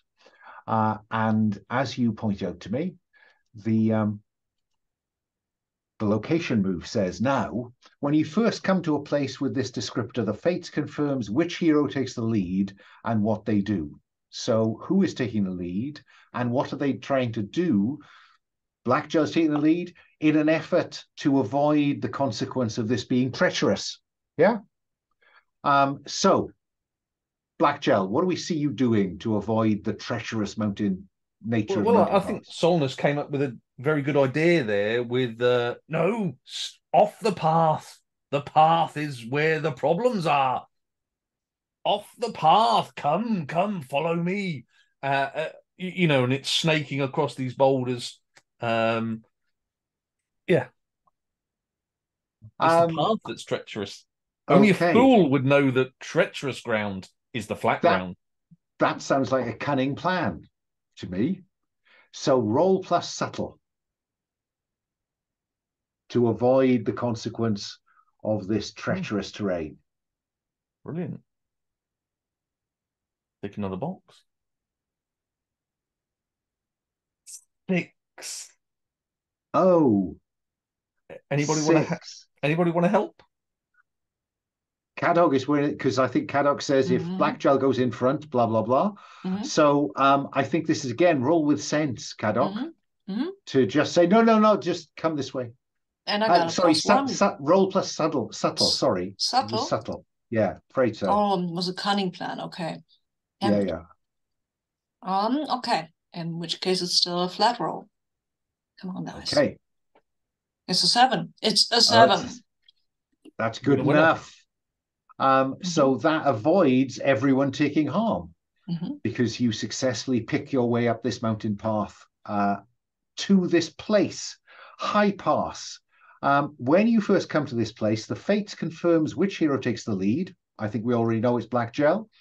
And what they do before that hero rolls with the attribute the fate says is most appropriate. Whatever the result, the fate reveals the nature of the threat this place holds. So, again, I think it's roll plus subtle. I don't think anything's changed in your approach, Blackgel. You're hoping not to be noticed or to spot something before it spots you. So go ahead. If it was spotting, it would be sense, wouldn't it? Yeah, it would. But I think you've already talked about your subtle approach. I mean, that's fine. I've cleared the boxes, so they're all up for another point. Both selected. 7. Ooh, dicing with death. On a 7 to 9, the fate says, so I reveal the nature of the threat. The nature of the threat here is creatures of the high places, and the creatures of the high places here are more of these conglomerations of body parts. Can I add some scene detail? What would you like to add? I think we see lots of massive tree stumps here. There used to be large trees here, but there are no more. And what's left has been turned to stone. Right, yes, I go with that. The vitality of trees and the strength of stone. Very cool. So the threat is more of these creatures. But on a 7 to 9, the fate says whether you must overcome the threat or some other challenge before you can say what insight this place grants you into the darkness you are here to confront. So you must overcome not these strange creatures, because we've had enough of that. You have to avoid them. You have to climb that cliff around them. Who's going to lead that climb? Holiness? Yeah, I guess I could do it. Yeah. I mean, climb. Yeah, you've climbed. You're a second story man on a good day. Yeah. If only there was a move that gave me really good stuff on that. But I will instead use my latest advancement to add 1 to steel, so that I have some physical grace as well as sense and stuff like that. Okay. So go ahead, roll plus steel to get people around this to where an insight may be available to you. That's a 3, but I'm going to help myself. Yeah. So I will help myself by invoking my calling rogue, because as you say, it's not very tall buildings that you have to climb into in this time period, but it certainly helps being able to climb away from the angry people who you've stolen from. It does. So owe your patron a debt, or assert your free will and select a temptation. I will select temptation. Go ahead. Which one do you want? I will get wrath, I think. Wrathful.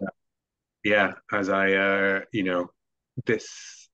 the dead that we saw in the village, this whole village is, scapegoating, is driving people to this poison within men's souls, it disgusts me. It pisses me off.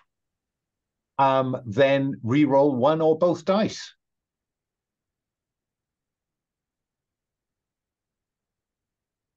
Well, that's much better. That's a 12. There you go. So on a 12, that goes really well on Face a Challenge, doesn't it? That is easy peasy lemon squeezy. And I think you gain advantage. Yeah? Cool. Yeah. And now you're in a position to get an insight. And I think I will shape the insight for you. You will see Fionn kneeling on a rocky ledge before a cross, and the cross is made from two of those stone boughs. We know the trees have been felled and turned to stone. Well, two of those finer branches have been bound into a Christian cross surrounded by a cairn, and she is kneeling before it. Who would like to phrase an insight on that, or shall I do it for you? Yeah? So we've ever had you phrase an insight for us, have we? I haven't. I'd be up for giving you the opportunity for one, Sam. And nobody else seems to be objecting violently, so.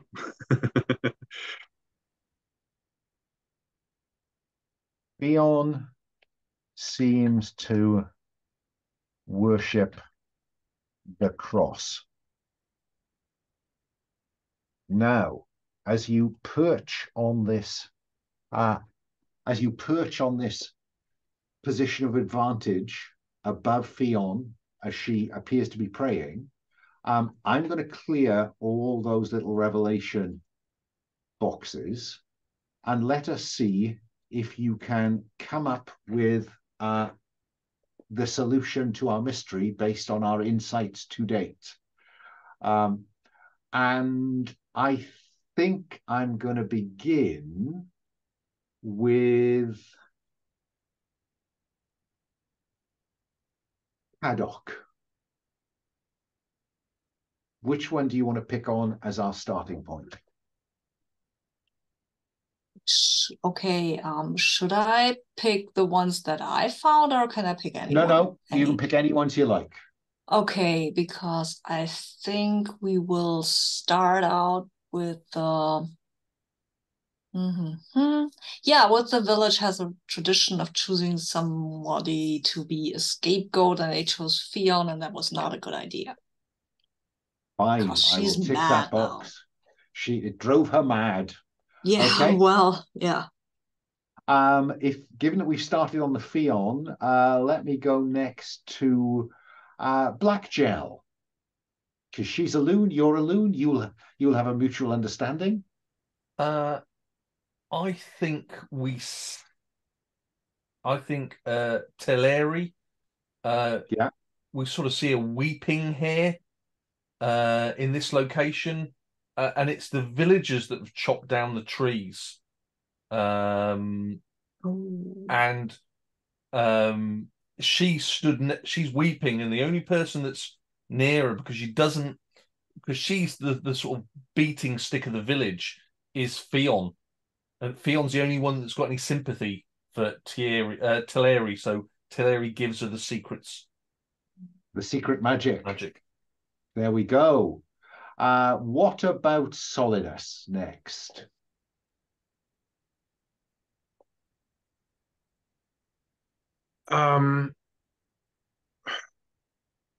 This seems to be almost two of them together, to be honest with you, just because I think it is that, having been gifted this secret magic, a wandering preacher showed her the true way to use that magic. And so Fionn has been corrupted by a wandering preacher? Yeah. Although I suppose I could say, I could remove that. I could imagine the Fiat seems to worship the cross is actually what I'm trying to answer there. So rather than that one, rather than the corruption, I think that Fionn worships the cross because the old gods have always, that's where that tradition of being a scapegoat comes from. It's from the old gods. So that's and they're against nature. David, I'm conscious that you weren't here for the first session, so this is asking quite a lot of you conceivably, but please, where would you like to go in stringing this narrative together? Yeah, so I think the one I'm going to bring in next, because I feel like that ties in quite nicely with the worship of the cross, is that the worship of the cross, and the perhaps misguided power that Fionn is putting into it, is what's behind the dead raising in a sort of grim parody of the resurrection. Oh, yes, very neat, very neat. Let's come back around to Caddoc. Is there any way you want to go with that, Caddoc? So Fionn worships the cross, but that's why the dark wakes the dead, because it's a perversion of the resurrection. Okay. So, what do we have? Okay. Yeah, I still think that we have to. Yeah, and Teleri is ashamed at that point because she realized that Fionn has turned her back on the teachings that she gave her, meaning well, and then now she's with the cross thing and probably gets it wrong anyway. So yeah. Tick that box. There we go. Let me go next to Black Gel. We've got 3 left. So I'm going to go for the vitality of the forest and the strength of stone. I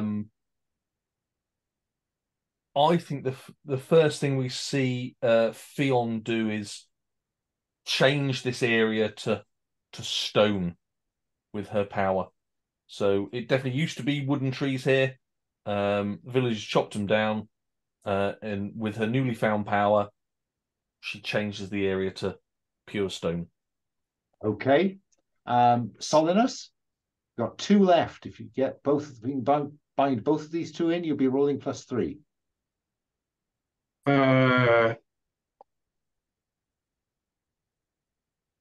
The creatures are formed from the bodies of the dead. The dead. These are the dead of the village's scapegoats. A tradition going back as long as anyone can remember. Millennia. Yeah.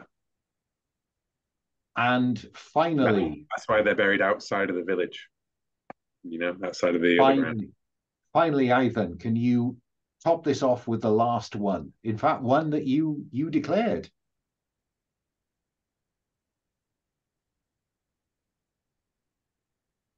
Oh, you are muted. Yeah. So I think that the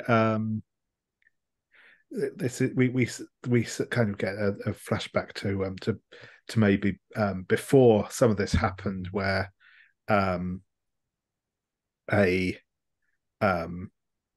we see kind of Fionn outside the village, and this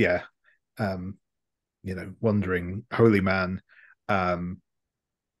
is lecturing her about the way of God, and but yeah, definitely we get in his the teachings he's choosing are definitely a lot more focused on the fire and brimstone than the forgiveness side of things. Yeah, and I think we probably see that he is a Christian preacher, which is makes that final connection. Fine, I think that works for me. Well, given that Ivan is here on his first outing, would you like to roll the revelation move? It's in common moves, column N. At the end of any scene, blah, blah, blah, when the heroes agree to consider the insights and how they connect, roll plus the number of insights they can link together minus depth of the shadow. So you are at rolling +3. No pressure, Ivan. Let's see if it's ones or sixes this time. Whoa. Oh, Well, Nice. that's not bad, is it? That's a 14. Yeah, definitely Yeah. swingy this evening. Okay. The heroes are correct and frame the scene in which they will confront the darkness they have revealed.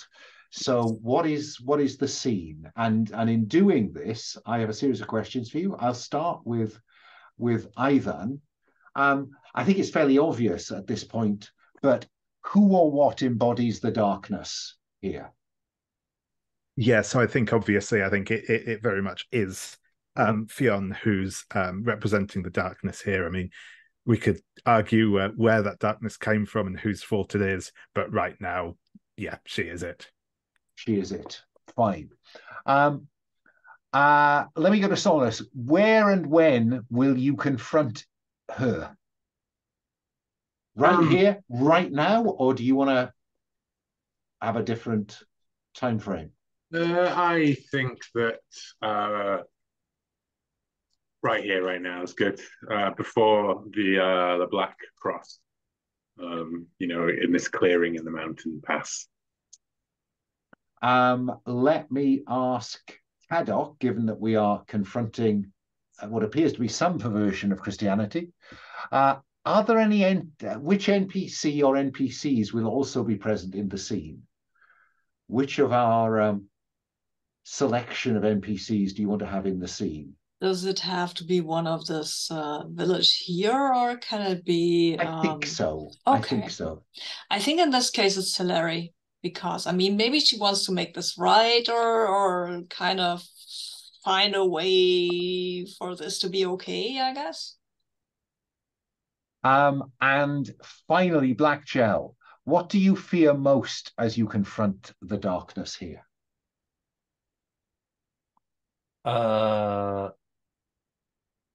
I think it's the power of an evil god.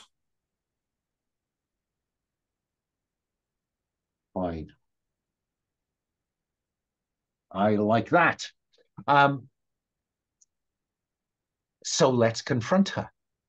I'm going to go with, I think, probably Caddoc first, because this is confronting what appears to be a perversion of Christianity, and you are a sword of God, after all. So what do we see Caddoc doing to set this scene off? Yeah, I think what he's doing, and is she here somewhere? Yeah, Can we see? she's kneeling in front of this cross on this slab of granite. Oh, in this case, he will go over and say, "Sister, you have sinned, but God sees into your soul. God loves you. God will forgive you." And she looks up with surprise, stands up and says, "No, I know the true way. My master showed me the true way. My master will guide me onwards. He showed me redemption, and I have brought redemption to the village." You have brought horror to the village. It is all they deserve. It is all they deserve. We will get our revenge. This is and not just he preached to them, and they vengeance say, is mine, says the Lord. No. Yeah, well, and with vengeance is mine, says the Lord, I will draw my sword, because I mean, you're a sword of God. I'm his instrument. You are. So this sounds like an effort to attack her with your sword. No, I mean it was an effort to try to convince her actually that she's wrong. Okay. I mean, I was trying to give her a chance, right? Well, you can confront people with any of these attributes. Yes, so, we can run this confront with subtle. Oh, yeah, I love that. What a good idea. Fine. I think that you are probably trying to stop her using this kind of wall of protection that she threw up against Black Gel. So yeah, I want to stop her from running away. Maybe. Oh, right. Okay. Then incorporeal is the one you're after then. Yeah, definitely. So let's have you roll to confront her with subtle. Huh. Come on, dice roll. That would be a good time. Yes, that's a good time to roll a 10 for me. So I'm at 9. 9. On 7 plus, the defense is erased. She will not go incorporeal. Perhaps because she cackles at you and says, "You are worthless in the face of my lord, my master." On a 7 plus, erased, as you describe what that looks like. You've told me, but the threat chooses 1. Ships of stone fly from the cross, and she inflicts harm on you. Yeah, She okay, does fair. 2 harm normally, but I'm prepared to have your mail shirt get in the way. That's what it's for. That I actually wear a helmet just because I've been listening to Jill Barrett a lot recently, and I have a helmet, so. That's what you see happening, the rest of you. I'm going to go to Solinus next because it is possible you're the only one of us with a ranged weapon. So I'm wondering whether you're going to get the bow out or whether you've got something else in mind. I think that was a good option. Yeah. Now she is preternaturally light on her feet. So you need to roll with steel to really kind of put a range of arrows out there at the same time to catch her no matter what. I will roll. That is a miss. It's a 3. Would anyone be able to help me out? I don't think so with a bow attack, to be honest. I can't No? see how that would work. Not like by hurting her. You know? Well, yeah, if somebody had created that advantage, we'd have it on the table, wouldn't we? Then can I help myself again? You can. You can always help yourself. Well, A rogue, a bow, I see the connection. Why get up close and personal when you can pick people off at a range? Reminds me of trying to kill that merchant before he got away and summoned the guard back in the battle. Remember, you don't have to do that bit with help yourself, but I it's pleasing. So go ahead, owe your patron a debt, or assert your free will and take a temptation, and re-roll 1 or both dice. Re-roll them both because I rolled 2 and a 1. There we go. Once again, back to 10 plus. That's more like it. So that you wing her, I think, and that gets rid of Swift. And 7 plus erased. Threat chooses 1. They take the opportunity to flee. They cannot go incorporeal, but they can still run. Let me go next to Ivan, because I'm not sure Black Gel can do anything at a great distance. I get a choice on my 10 plus. Oh, well. You do. Sorry. I think that's probably going to be force them to where the next person gains advantage. Yeah, and that's probably the fact that they're limping as they run or stumbling. So there is advantage on the table, then if you can come up with a narrative way to get to it.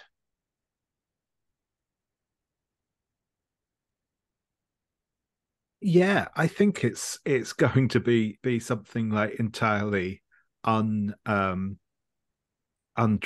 Well, maybe not undramatic, but mundane. That's the word I was going for. Where I think as Solinus has been kind of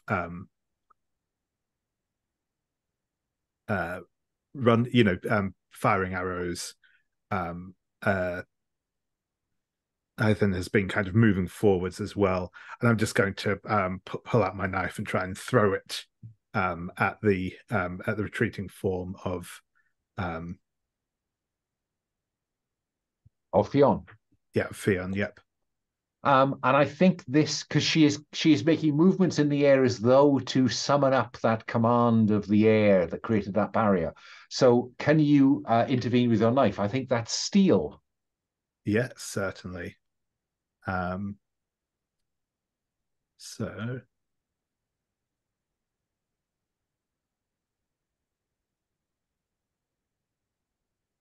That is unfortunately only a 5 because I have a -1 to my steel. It looks like she wasn't trying, or unless you want to help yourself. Yeah, Though I'm not sure the Celtic mystic doesn't really lend itself here. I don't think so. No, I think this was kind of out of character for Ethan, so I think it makes sense that this does not work. 6-, you take harm. So you thought she was summoning that barrier. In fact, what she was doing was casting more bits of flint and granite off that cross. So you two are going to take 2 harm. And they choose 1 from the 7+ list, or the fate is less merciful.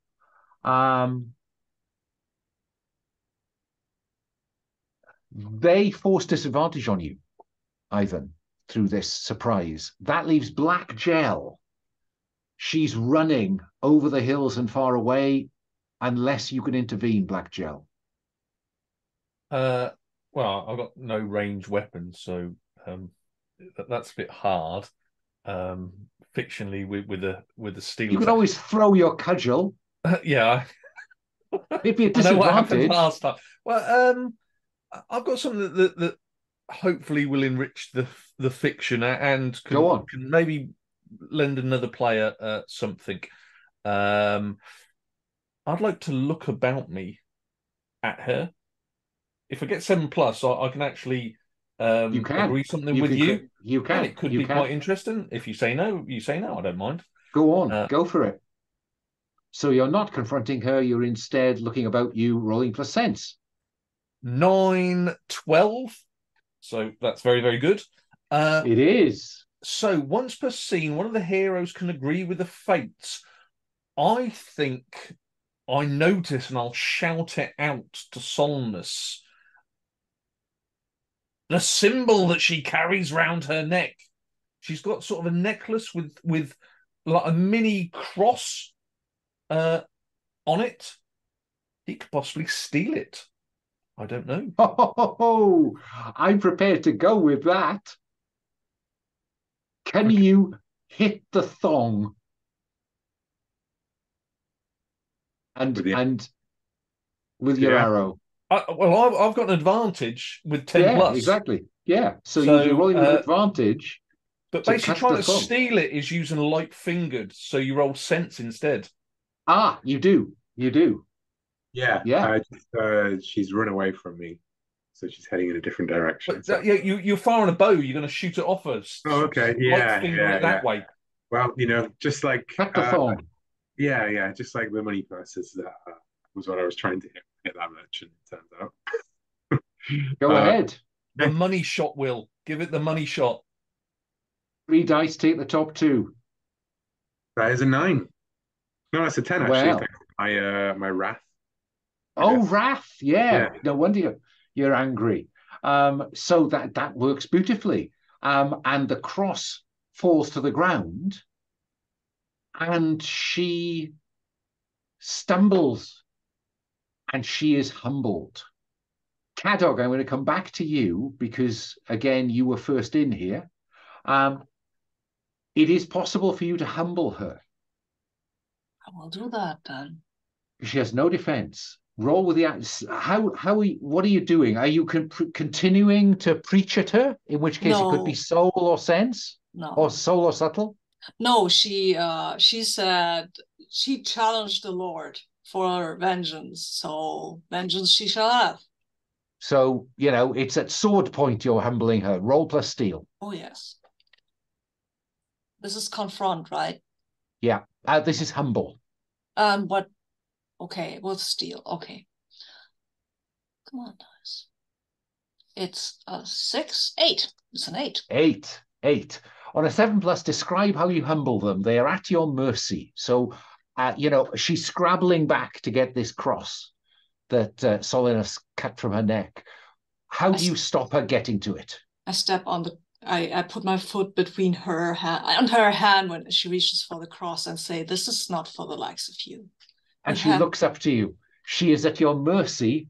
Yes. Does she receive it? No. Or do you end her? end her. She called out for vengeance, and the Lord's vengeance is just and swift and merciful on her soul, not her body. So, and you end Fionn. yes. And then you look down on the cross, and you notice that the cross is indeed a cross, Christian cross, but scratched into the middle of it is a sigil. And I think probably as you come together around the body in this, Solinus looks over your shoulder and says, that's the sigil that was in the church at Brangaro. And I think we know that that was a pagan symbol. So someone is mixing Christianity and pagan symbols. Yeah. And in the rest of this series, the question will become, who? Yeah. But that, I think, is where we will kind of begin to kind of edge our way out of this this session. I have end of experience to do, but one of I think I'm going to make it Caddoc. I think because Caddoc humbled her. Caddoc, this settlement, Caicaester owes you a debt. Yes, they do. Yeah, so make a note of that for future reference. And then we'll do end of session experience and wave Solinos off to his period of contemplation at the monastery of St. Adrian. But let me go from left to right then. So, Black Gel, you did indeed help yourself. I remember that distinctly. Did you tell the truth as you saw it? You did. You did. Did you address a challenge with a rationality? You were pretty rational today. Yeah, there was no... I may have done irrational things, but not to... I mean, by the letter of the law there, it's addressing a challenge. Yeah. So yeah. I don't think so. I think that's fair. So I think you get 2 end of session XPs. Let's go along to Solinus. You indeed helped yourself. I remember that. Did you cheat or steal in a good cause? I think we just saw you do that. I think sure. Yeah, definitely. Paul's very keen for you. To get this XP. Yeah. Did I address the challenge with Guile? Well, can you tell me when you did? Nothing's leaping into my head at this point. No, I mean, I stealthily shot a zombie in the back, but that wasn't with Guile. That was just good fortune more than anything else. Yeah, I think that was more to do with the fiction than you setting out to do that. Yeah. So I think you can have 2. Let us move along to our pagan mystic, our Celtic mystic. You invoked your calling to improve an outcome. Did we see the influence of your burden? I think we did. Yep. In the scene with the fire. Yeah, I think we did. And did you address a challenge mystically? Well, you bound her to the ground, didn't you? Yep. So you get 3 XP for that. And finally, Cadog. You didn't, I don't think, you invoked your calling today. I did not. But you did confront an emissary of the darkness in the shape of Fionn. And you did it. I think you addressed a challenge with immense courage because you drew those creatures away by putting yourself in harm's way. So I think that's absolutely on the money. You can have that one as well. So by all means, take 2. And this is the point at which Solinus. What do we see? Because we need to have a scene where before Solinus gets to describe how he leaves, doesn't he? So what do we see, Solinus? I think, Caddoc and Solinus talking about this mixing of Christian and pagan rituals, and we'll come to the conclusion that the monastery, the Father Boniface must be warned, and if anyone can explain, what's going on, it would be him. And so I will, return on my path, and I will say, it was God that brought us together, and it's God that sends us apart from each other. But I know, I'm sure I pray that the Father can help us end the madness of Mangus. Sorry, not Magnus. Mangus. The Madness of Mangus. I mean, that's a spin-off. That's great. Thank you. We've got a couple of minutes. Have we got time for a quick stars and wishes? Sure. Yeah. Okay. So stars. Will, and wishes in terms of what you might like to see in the rest of this series, even though you won't necessarily be with us. Yeah. Stars. I really enjoyed the imagery of the Celtic mystics' powers and the mind communion thing. Stepping into the deep woods was a really interesting aesthetic for that vision, sort of vision quest almost kind of thing. Caddock ringing the bell. That's great because one of the major reasons that I wasn't doing it because I'm like Caddock will just come back and get me if I do anything like that. So they're the big and armored one. It feels more appropriate for them to do that. Black Gels mushrooms just pays for itself basically in everything. I always love Black Gel. I always am imagining Black Gel in any of the scenes that I'm imagining as we go through this. Just this chaotic figure. And I love finding out more as well about his storied back history. Just because it could be anything, right? He stepped off a boat to become a prince in a foreign land, stepping off a boat, becoming this thing that we see before us.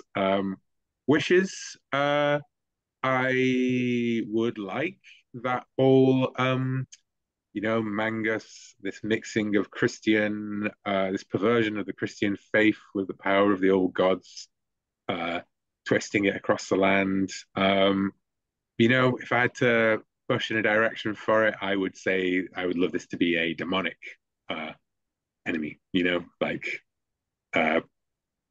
almost a common foe for both the old gods and the Christ gods, Yeah, go with that. Fair enough. Paul, any stars, any wishes? I'm conscious of time here. Really good session. Really enjoyed, David, what you bought with the new character. You integrated really well. Could have gone completely wild, but no, really good there. Sabine, some really good action.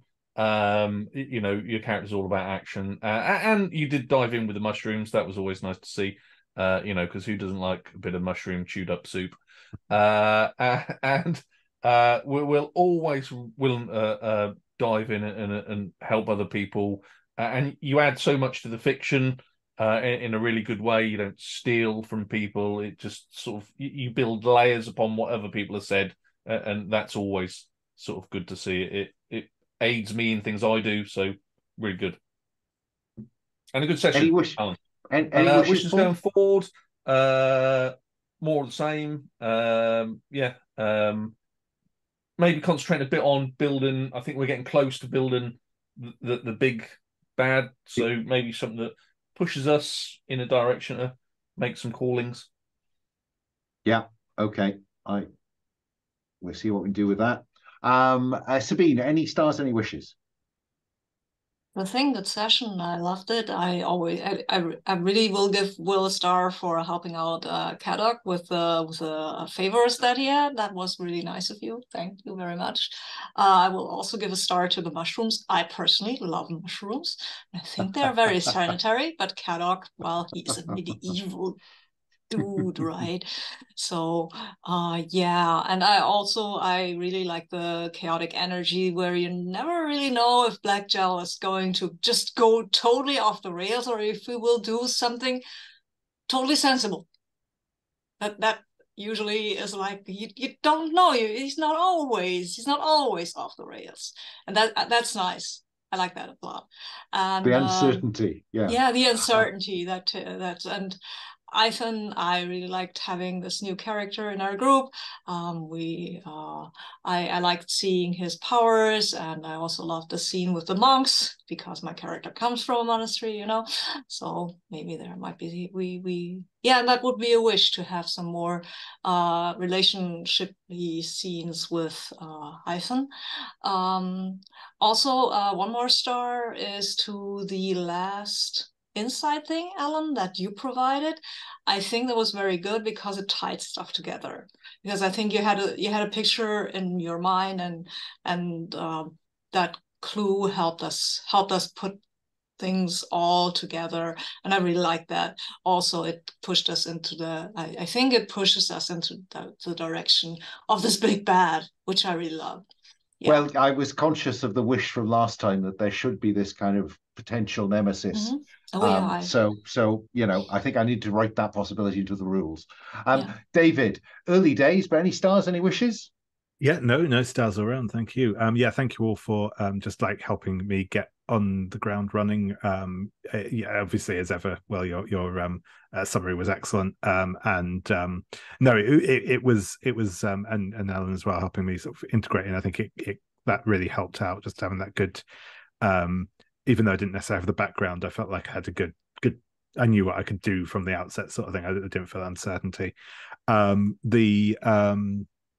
Yeah, specific stuff. Yeah, I really liked seeing Black Gel kind of both. Yeah, as people say, the guy kind of like, or in fact, as I believe Will put it in the thing, between the wisdom in the madness and the madness in the madness. It was a good balancing act. So that was great fun. Yeah, it was good to see kind of. Cadoc's theology coming out in some of those encounters was really cool. I like that a lot. Well, there's again, I really enjoyed how you did get that. I got that impression of, yes, Lena says this person who had been a wrong un once maybe, but was like clearly much more now on the hero rather than the anti-hero side of things. So that was really nice to see. Just thanks as well, and the giving a good kind of introduction to the various moves as we went through. I felt that was really good. I just because there's obviously quite a lot of moving parts, so it was helpful to have those reminders. Wishes for next time, some middle results on rolls, I guess, but we'll see what the dice do. But no specific things. Obviously looking forward to seeing I'm blanking on our fourth player, whose name I should know because I've played with him loads, but I am currently blanking. Don't worry. And looking forward to getting through all of them. Yes, I did. That was my perhaps ill-fated knife throwing was a very cheeky effort to get my steel crossed off at the end there. Well, it is that's why it's meant to be like this. I think exactly. I like it as a way of pushing people into areas of discomfort. Exactly.